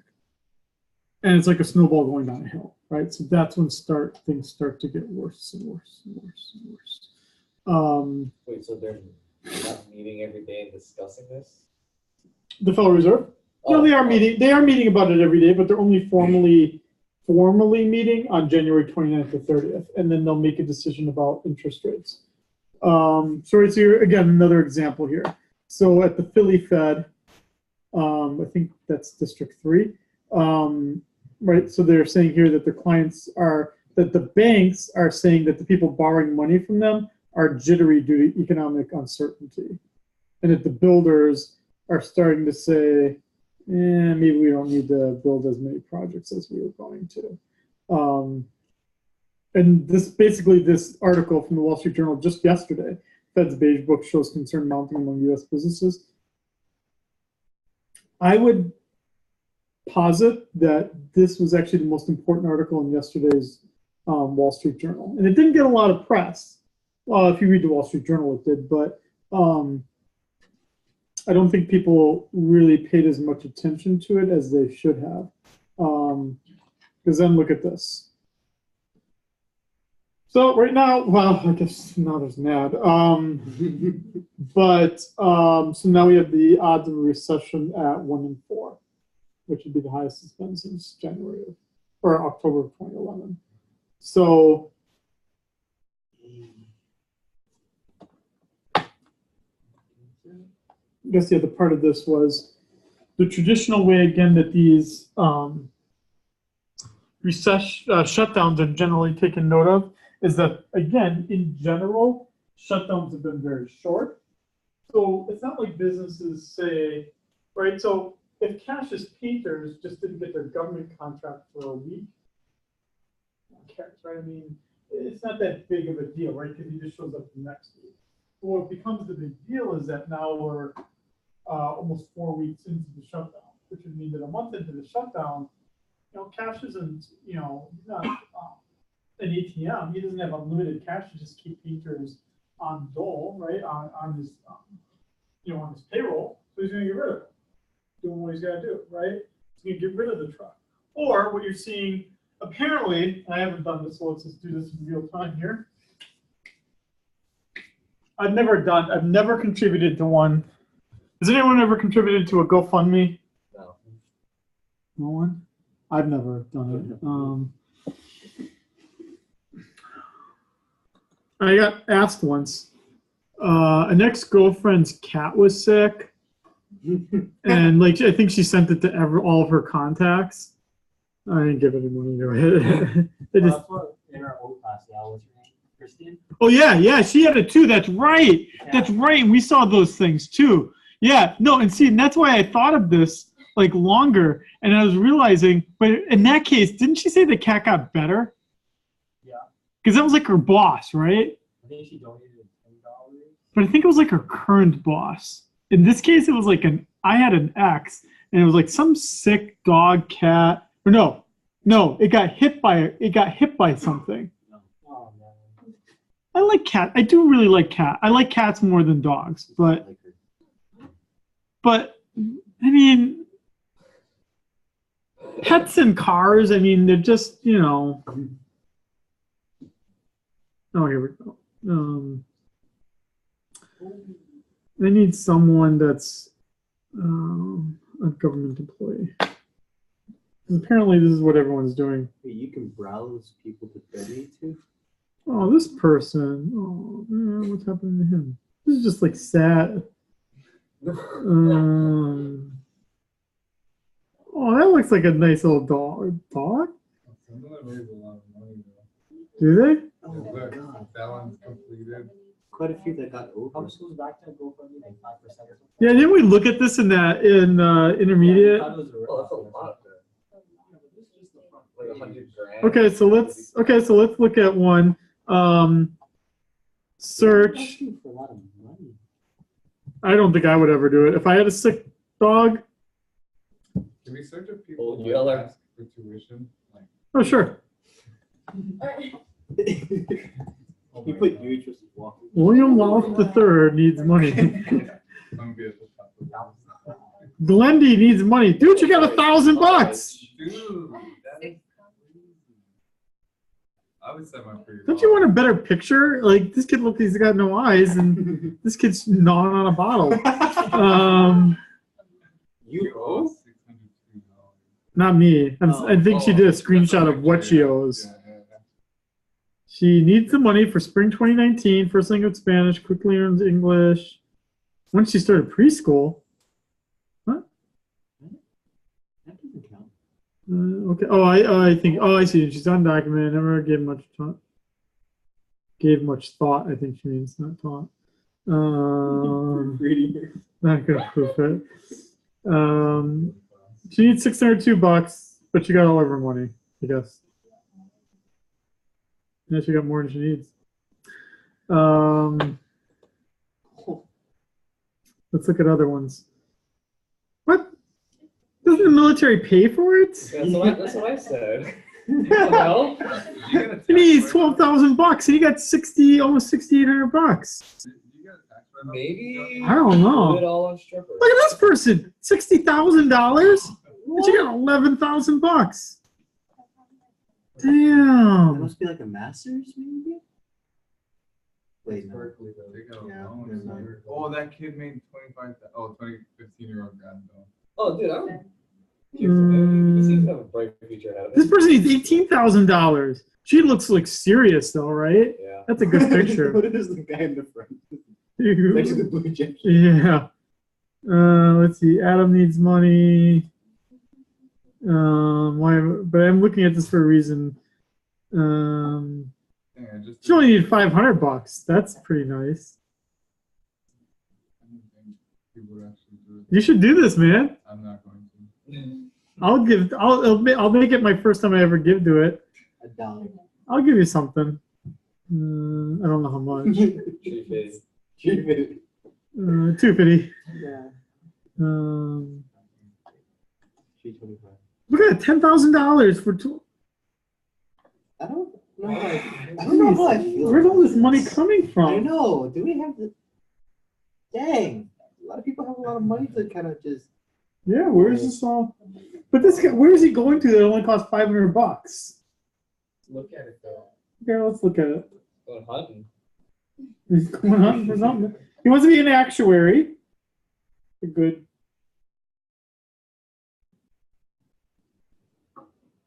Oh. I'm not giving you money. There's no reason why you're saying you should get it. No, you have to push read more. Where? Or here?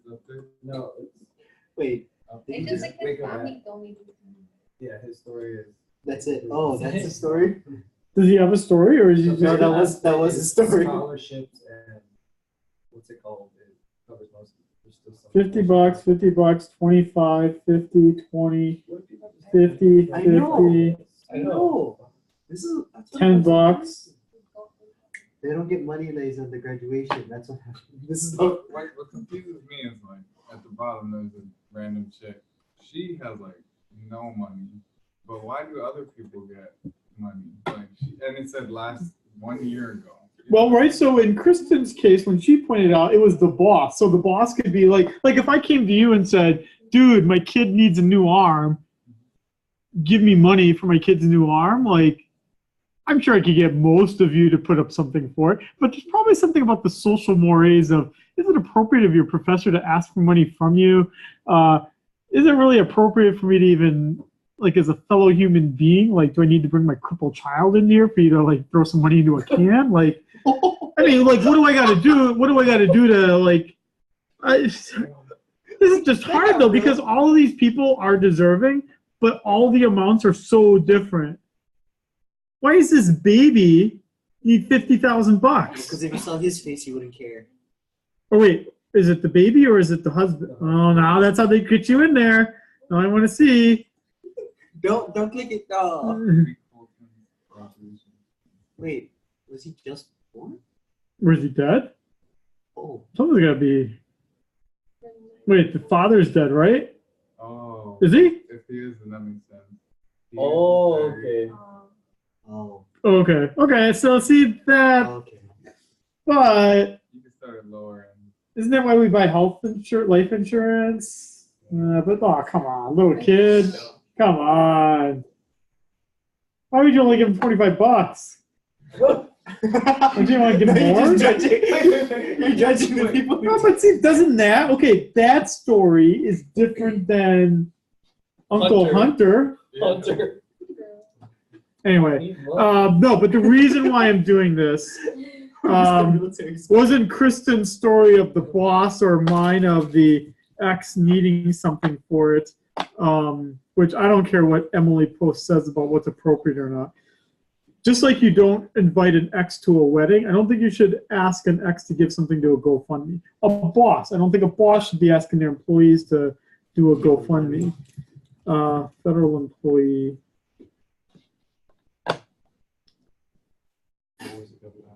Oh, okay. Yeah, so here we go. This guy needs $10,000. So, right, Angela Dixon needs money. Mother, she's got a caring and patient teenage daughter and a husband, Willie. And he fears God and prides himself in providing for his family. And he's got a problem. He's got congestive heart failure. So, He needs money. Oh, it's pretty heart-wrenching. That's pretty. Hey, hey, look what class he's taking. Econ. Econ 101. Oh man, I think I'm the guy you gotta give money to. This is the one. This is the guy. Heartstrings being This tugged is right the now. guy. It's speaking to you. This is the guy. But the problem is, right? That guy who does need the money clearly, but right, she needs the money too. Like, really? Because you're not gonna give any money to that little kid, right? Should you roll the dice? Louth is getting you're getting the app and you're. Anyway, she owes a water bill, mortgage, car payment, insurance. She's not getting. She's working 40 hours, but not getting a paycheck. That would mean she's an essential employee. She needs $3,500. Dude, she got it. Yeah. Damn. 11 days. Not bad. Okay, well, this is the unfortunate situation we're in right now where. Remember the situation you told us in our own class? We filmed like us beating you up or something, and then. You Oh yeah, this is like the second semester. I'm realizing now that yeah. Oh, that was why. And why did we talk about it? Because we were doing the one with the homeless guy, right? Oh, the one where they tricked people. Yeah, the homeless guy in New Jersey. Well, we're probably not gonna find it anymore because now. Oh, poor guy. Cab driver lost his job to Uber. You'd think I planned this, but I didn't plan it. Wait, is he in the back of a cab? Is it recent? It says 0. Did you just put that up? Let's see. Can't even find it Oh anymore. man. Oh, that's sad. He gave up. Oh man. Oh, that Poor sucks. guy. Jeez. Homeless ministry apprenticeship. Oh, yo. Wings. Oh, that's a lot of money. Whoa. Oh, Oh my god. what is that?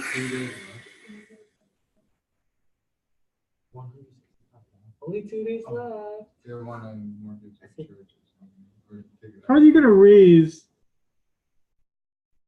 165, 100 and That's in 70. 2 years, too. That's in 25 months. And they didn't even get close. Jeez. Wait, when did they make this update? Maybe they got the money in time. 20 months ago, they had the extension. I'm thinking they're not there anymore.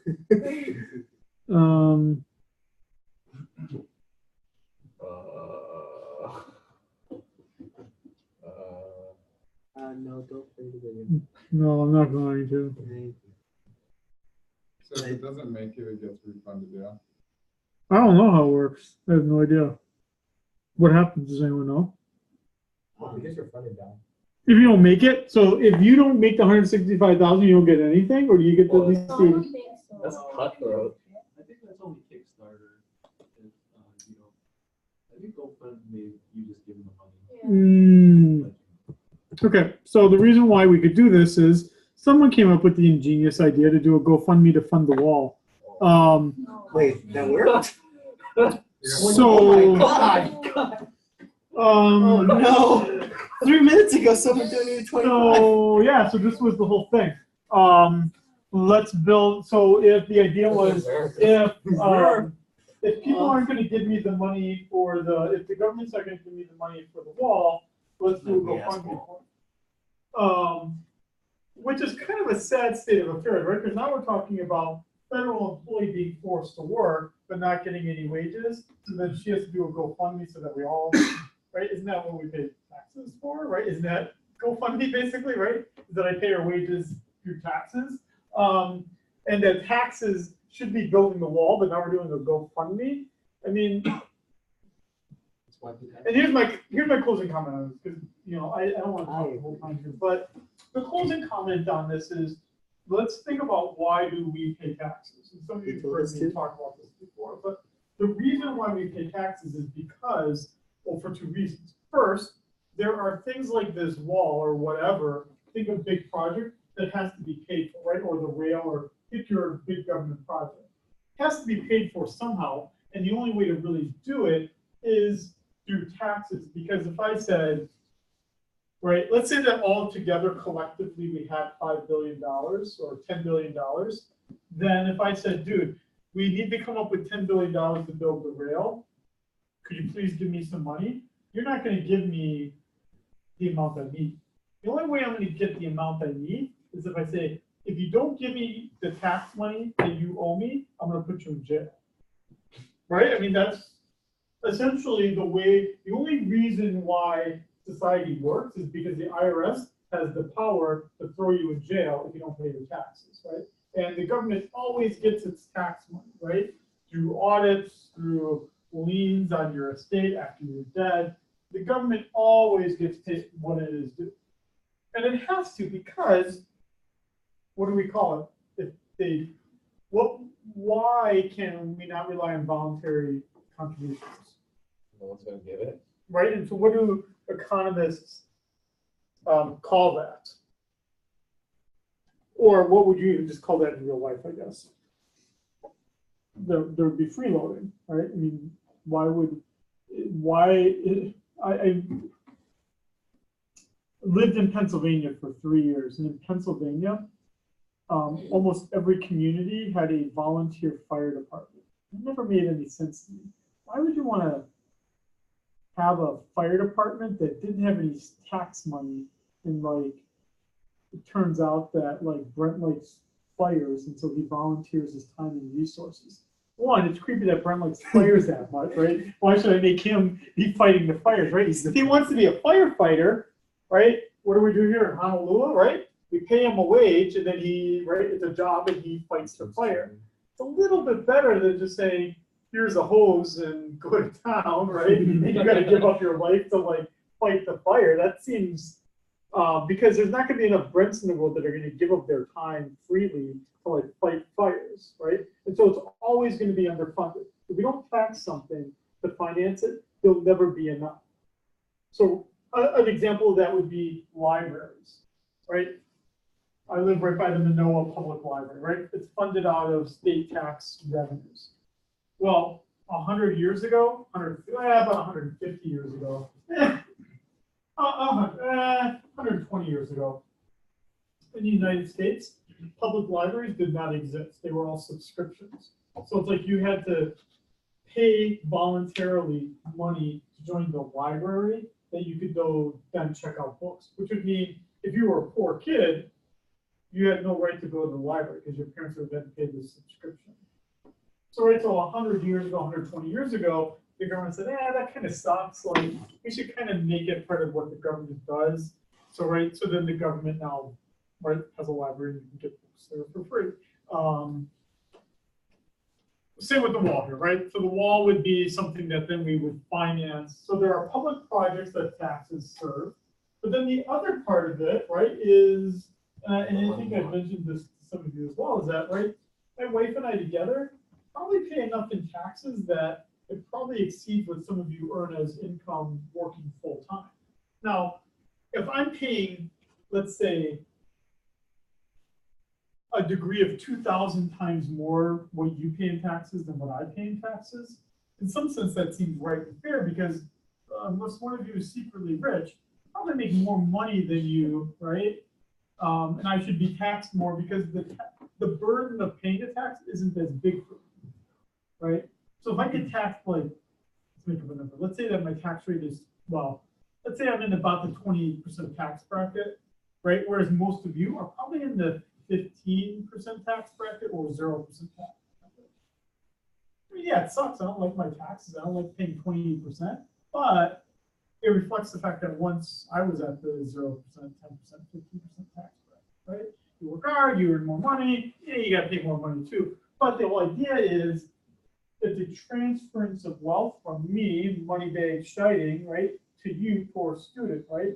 So I'm helping support your college tuition, right? Just as we were saying that 2/3 of your cost of being here is funded by state tax dollars. My money, right? And I'm not going to complain about it because it's part of the social contract, right? That, right? At some point I was in college and I got money and, right? And then you get old enough and then you put more money into it and someone else gets it. And then you're going to get screwed 20 years from now, right? Because then your kids will be stuck in school and you'll have to pay more taxes. It's just what happens. Yeah, Mohan, how did he have $25? That's crazy. $20 million. Wrap your head around that. $20 million In 1 month. in 1 month. 1 month. Yeah, so this guy, That. Brian, I don't want you to think that he's an innocent Small patriot. loan of $1 million. He's not an innocent patriot. Brian apparently is a, he does these things all the time. So I read a background story on him. He apparently, he's like this social media guru, and he like creates these like channels and like marketing campaigns. And so this is right, because then this probably gets a news story, because they're like, oh, we're not building a wall, but these honorable patriots are building it, right? And then someone interviews Brian about how patriotic he is and how he's just trying to help. Is he like another venture repo? Let's see. Let's just see here. Brian Colfage. Let's look him up. Let's see what the interwebs tell us.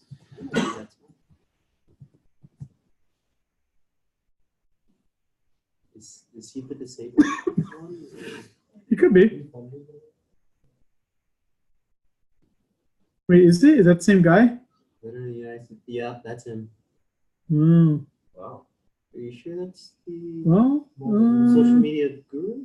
I think so. Yeah, founder of viral fundraiser for Trump's border wall has questionable something.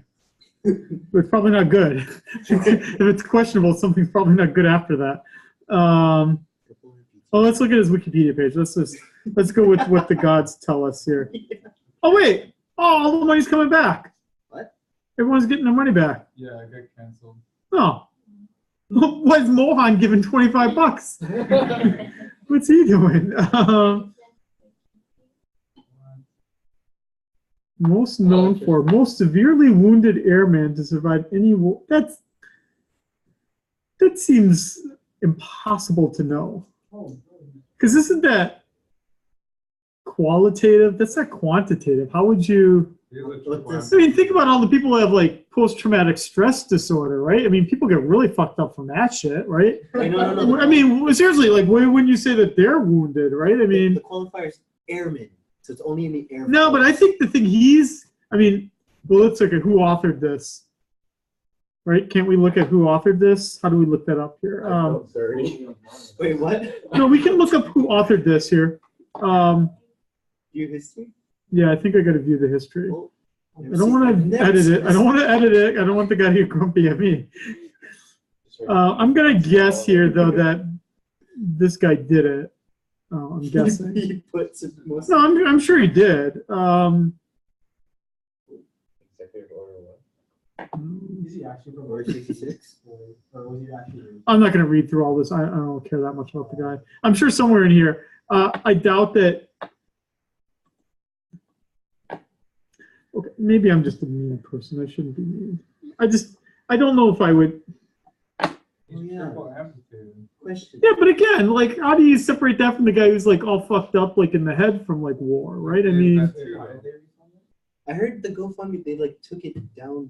yeah. So it says what's here. It says that all the money's getting refunded. Oh. And that didn't happen. They didn't get the $1 billion, so all donors get a refund. Hey, Waikiki, let's go visit him. We were just talking We about were that. talking about that. Really? Why did I not listen? Because I didn't listen to you. Didn't you hear that? Huh. I heard the GoFundMe. Does anyone know him? Anyway, who's? Is it really? No. Damn it. I was gonna say, have him come to class because I want to quiz him. What makes you think you're the most severely wounded? I mean, I want the truth. think about like, Okay, put a picture of him. what about Lieutenant Dan, right? Lieutenant Dan, after he finished the Vietnam War in Forrest Gump, he was pretty fucked up. It He was only based off of him. What? It's only a Your double. amputee was based off of him. That's right, because, well, no, he lost his legs, but he still had his arms, Yeah, right? he was a double amputee. He was a double amputee, and he was fucked up in the head. Also, right? Or at least he was grumpy He to got robbed of Forrest. his glory. Although someone should be saying at this Yeah. point, dude, Chetty, that was a fictional movie. It wasn't true. No, it wasn't. So you should be saying that. It says he claimed. As a Oh. triple amputee, he claimed to be the most. Where does it say that? At the top. At the very top, the very end Yeah. of the first sentence, as a triple amputee. How would you It's a lot know of that it was the awards. fastest medevac, he's too? Giving himself He records blacked at out. this point. Okay. I just don't have that personality type. I mean, we've all probably met people that are like that, but it just bothers me. But and he's from Hawaii, which is odd because you would not tend to find that kind of person in Hawaii most of the time. Okay, well, he wants $1 billion, and he's not going to get it. Okay. Okay, so we have time here. Thoughts, concerns, what do you think? Don't make me talk anymore. I'll say something at least. Well, just one thing about the wall, you're talking about like a lot about, that we already have a wall and stuff. And Mhm. like, I think maybe my main concern, maybe a lot of people's main concern is like the wall isn't gonna like do anything. Like, Mhm. like $5 billion now, 30 billion, 25 billion, whatever. It's not gonna be worth like anything. Right? So it's just a waste of money. It seems like Yeah, part of the main argument. the thing I saw here, I don't know if anyone else saw this, but someone took a chainsaw to this steel slat thing and actually like cut a hole in the steel. Well, I'm gonna click images. It could be offensive. So someone took a. Nice PNG right there. Well, yeah. So, but anyway, there was a picture, I did see it, but oh yeah, here it was here. So someone took a chainsaw to it and they actually cut through like the wall. So, I mean, I think you're right. I mean, if you're Maria and dude, like things are rough in Honduras, you're probably going to find some way to get in here, like, and I don't think it's not necessarily a bad thing, right? I mean, most of us in this room are, right, on some level, right? We've got some ancestor that was most of us, right, have some ancestor that was an immigrant, so it's not like.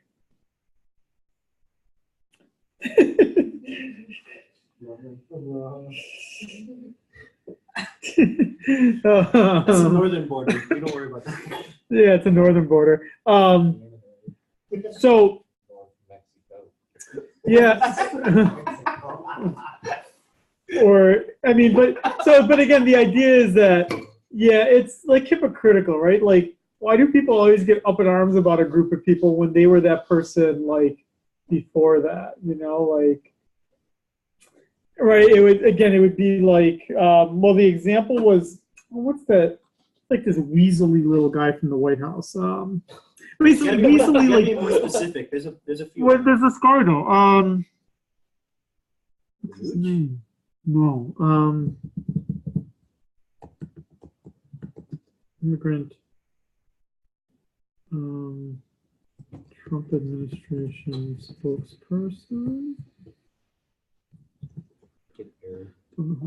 Steve Miller, yeah, this guy.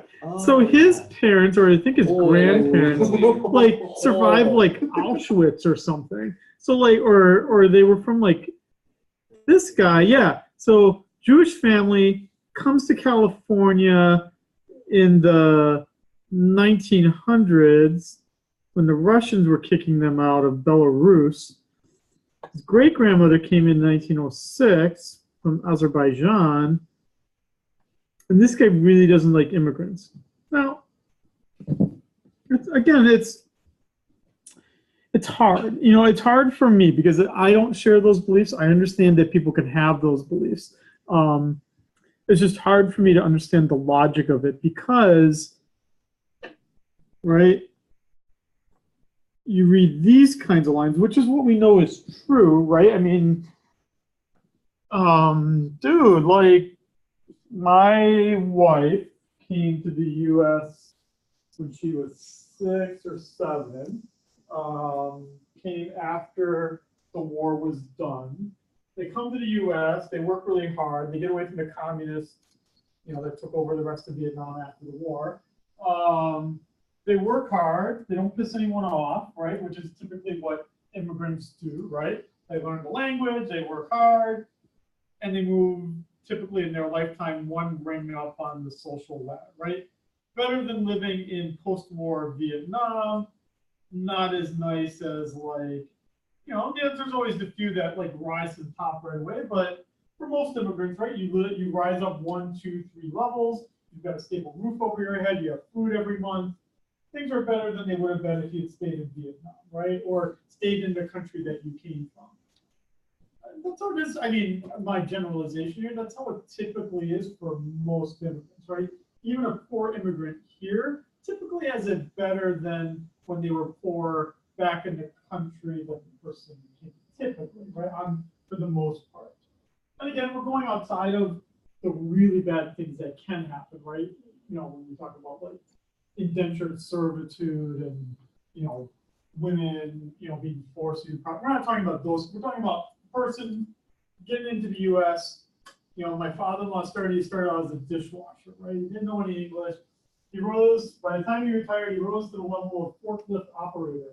Again, we're not talking, it's not like he's Steve Miller here, but, but apparently he thinks that immigrants are really bad.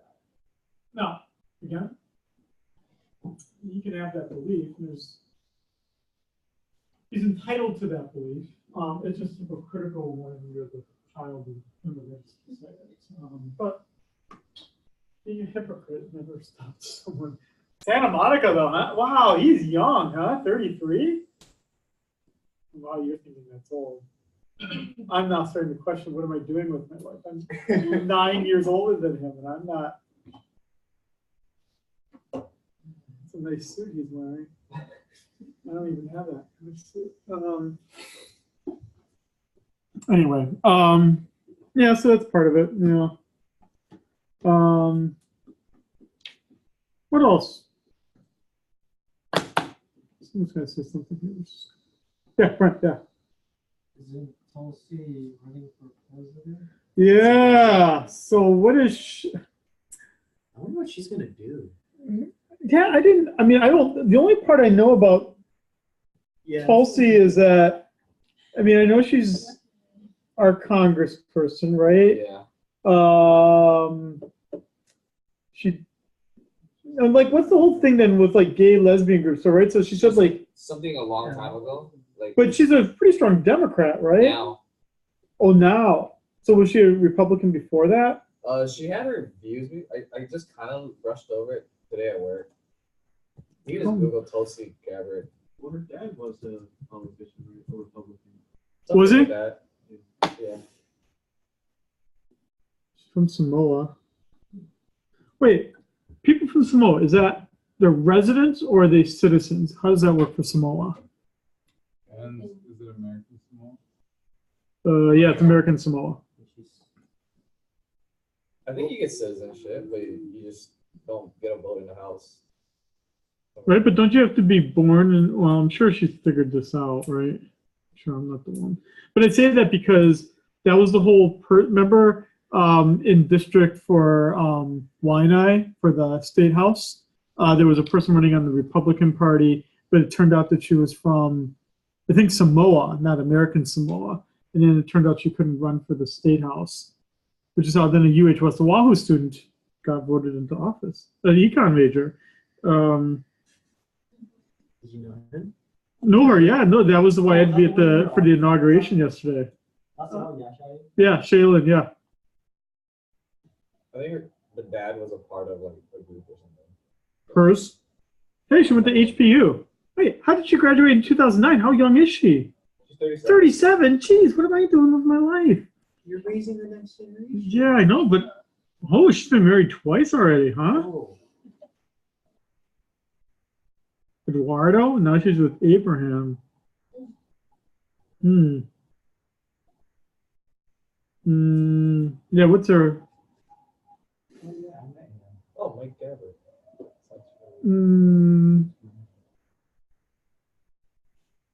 He was born in American Before Samoa. 2007 years old. Oh. My kids. Yeah, I don't know. I mean, oh, so he was a Republican. Okay, so it looks like he was a Republican, and then he became a Democrat. Democrat. So it sounds like she did the same thing. But the problem is that then, oh wow, it looks like she would have been kind of in our area, huh? Waipahu, Honolulu, Eva Beach. Cool. So she didn't like clean energy. Well, that's going to hurt the Democrats. See, here we go. So this kind of is like, probably kind of what you're thinking about too, Brent, here is that, so she used to be like her father, where she had socially conservative positions. She wanted to pass laws against homosexuality, against abortion rights, but now she's different. That's what I heard. People are saying she's gonna have a hard time. Is she's too conservative for liberals and too liberal for conservatives? She just gets nobody. Yeah, I really don't know. I think her running for president was like, just like, spread her, like, gain some attention, spread her platform ideas. Maybe she gets another, right? Because isn't that what you do too, right? Then you get like another job by doing it, right? Because someone else on the Democratic side will win, and they'll be like, oh, dude, I got to give something to that woman from Hawaii, right? Right? Maybe that's, but I think you're right. Maybe she gets name recognition. Yeah, a ton of people will run for president, like, not all of them really expect them when they get, and they just get their airtime and they drop out. Yeah, well. It could also backfire if you lose the presidency. Everyone thinks you can't. But you know what? Someone had this conversation 3-4 years ago about Trump, right? And they're like, he'll never win. That crazy guy. All he does is say Obama wasn't born in Hawaii, right? And then all of a sudden it turns out he's our president. So Obama made a joke to him about like becoming president. yeah. It was at the White House when Obama was president. Yeah. And then he took it to heart and did it. And then, There's a video of it. Like Obama made a joke. There's a video of it. Ironic. Okay, let's see. Trump. Well, how should I search for this Obama White House video? White House joke or something. Wait, hold on. Sorry, I'm just typing with my hands. This one? Oh, that's long. No. Or President Obama roasts Donald Trump at White House. Is this the recent one? Creating my Wix site. Oh, are you? You think you already have a stunning website? No, I don't. That's cool. You're welcome to skip or create your site now at Wix.com. There are I want to say something really fast. I read this news article 2 days ago that said that people in Britain are paying really big money for sperm donors that have red hair. Because apparently Prince Harry has red hair, and so now like the big craze among women is to get sperm from red-haired men, orange-haired men. I don't know what you call it. They have the bastard child. Yeah, I don't know. It is wonderful to be here at the White House Correspondents' I Dinner. don't know if I want to watch 5 minutes of this. What a week. Oh, that's long. Is this the one you're talking about, though? I don't know. Am I gonna get what I need to get if I watch all I 5? think this was from the White House response. My official long form This video's birth dated from certificate. 2011. Is this the one, or is this not? No. Wait, there's Trump right there. You can tell by his hair. But just in case there are any lingering questions, tonight I'm prepared to go a step further. Tonight, for the first time, I am releasing my official birth video.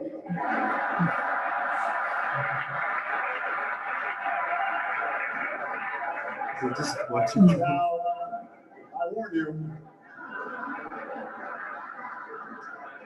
no one has seen this footage in 50 years. Not even me. But let's take a look.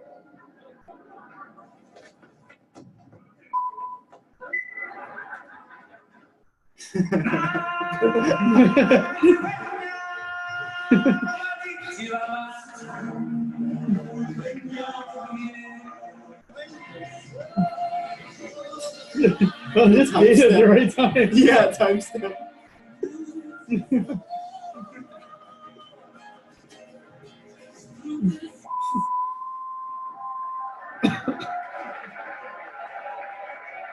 That's kind of funny. I've never seen this before, so.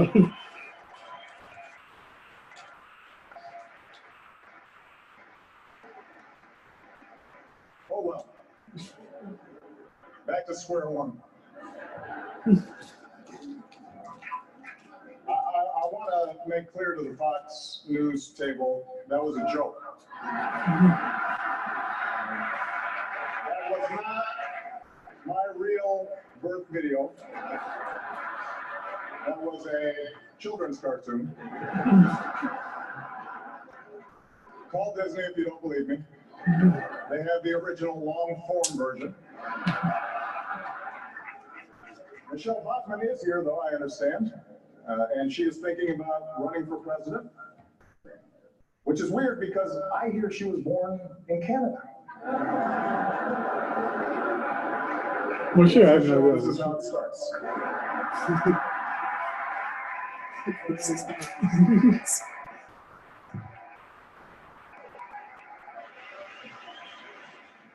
There's a vicious rumor floating around that I think could really hurt Mitt Romney.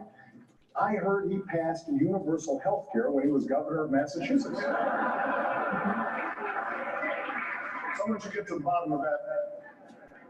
And I know just the guy to do it, Donald Trump. He's here tonight. Just think again how past I know changes. that he's taken some flack lately, but no one is happier, no one is prouder to put this birth certificate matter to rest than the Donald. And that's because he can finally get back to focusing on the issues that matter. Like, did we fake the moon landing? What really happened in Roswell? And where are big So we can't see his face here. I just love his hair looks like a helmet. Yeah.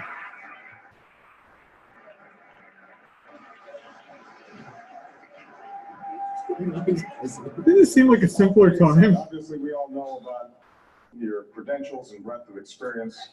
For example, no, seriously, just recently in an episode of Celebrity Apprentice, at the steakhouse, the men's cooking team did not impress the judges from Omaha Steaks. And there was a lot of blame to go around, but you, Mr. Trump, recognized that the real problem was a lack of leadership.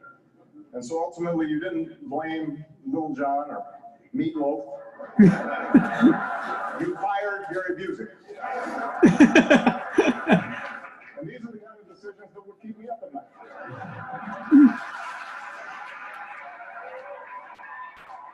Yeah, what things true.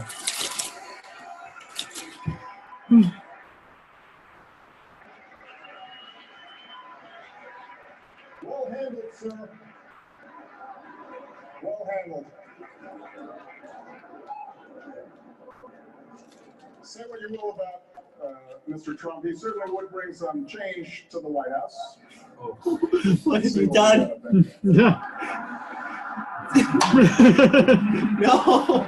Wanted to see it. You started it all. Oh, did you see that? Look at that. Wait, Strippers in the wait, did you see that? I was gonna say hit in the pool. Look at yeah, strippers in the pool. It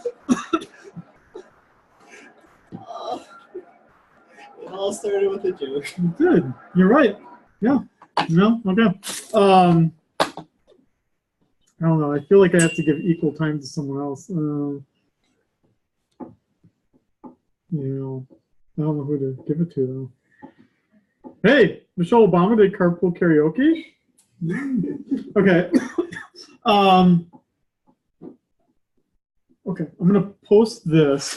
I mean, is there anything? So let's think about it this way. So, on our general topic here, first topic of government shutdown, do we all feel more informed about what's going on? Okay. So I think, I mean, I've accomplished what we needed to for topic one. If it's still going on next week, that'll really suck for all of us. I don't know. I will post the syllabus tonight. I'm just going to post the PDF. I'll print it out. But you don't need to worry about it because if something more exciting happens next week, we'll start the class off then by reviewing what's happening that week that might seem exciting that we could talk about for as long as we want. Otherwise, maybe we'll talk about. Let me ask you two this way. Now the video stopped, so it's good. How many of you really want to learn more about how to give a speech in oral communication? Like how to give a speech and how to orally. Okay. As long as you don't sound like a freshman. Yeah. For when we do speak and for our formal speeches, Yes. do we have to make an outline for the speech? Okay. No. All that I will do is that if you do a PowerPoint, that you print out the PowerPoint for me, or that you give me something, because what will happen is that when we do speeches, again, the first one we'll do, it won't be graded. You'll just do your thing, and I'll be like, if Jacob walks like a maniac mouse back and forth because that's right, he's got some nervous tick, but that's what he does. On this ungraded sheet, it'd be like, dude, what's going on? Stop walking across like a prisoner across the room, right? And right, obviously, if he's got some, right, if he's got, something that he can't control, right? I'm not gonna take on, lots of points for it, right? But it would be a point where I could identify for you, dude, you got something going on, right? Stop doing that. Right. So on the ungraded one, we try to get all the little things out of the way, so that then when you're doing the speech, what happens is I sit tables, you do your speech. If you're doing a PowerPoint, I just say post it to the folder I would have created in Lima or email it to me. Then what happens is that when I grade it, I have my notes. I then have your printed PowerPoint things, and I write some notes and give you a grade. That's how it happens.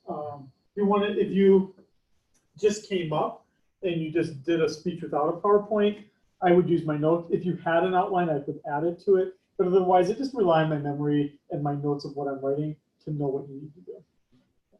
Which is usually how, I don't know why people think they write an outline when they give a speech. I've never written an outline when I've done a speech, so I don't know why we think that others do that. Okay. God, the world seems like a shitty place. When I say after a day like today, I need something happy.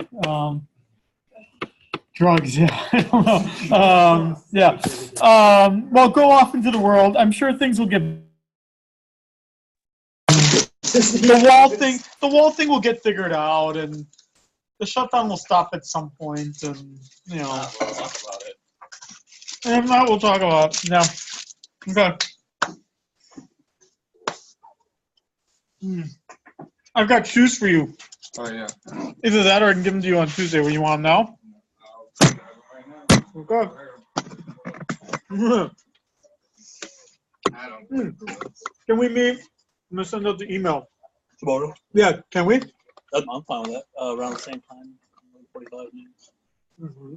Okay. I wanted to ask about the tables real quick though. I noticed in the appendix some of them had asterisks by them and some of them didn't. I didn't know if those were the ones that were taken or if they just had asterisks. I don't know. Nick would know, but we can figure that out tomorrow. I'm not expecting that you're going to deliver to me all the tables. I have a sense that this project. Yeah, it's in my office. Yeah, I'll get.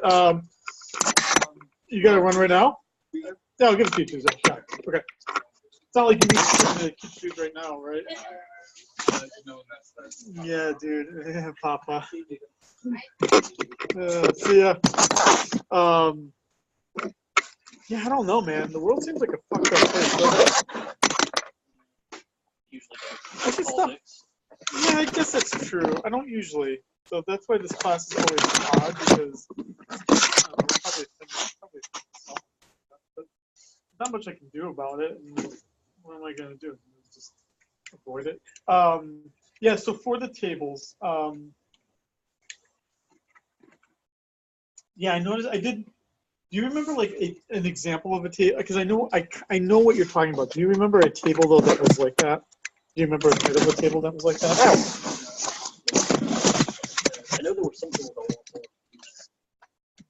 but there were some tables that were already in there, but I don't think they were the exact same. Okay. Or if they were, they weren't in the same order. Oh, so you think that Nick did some already?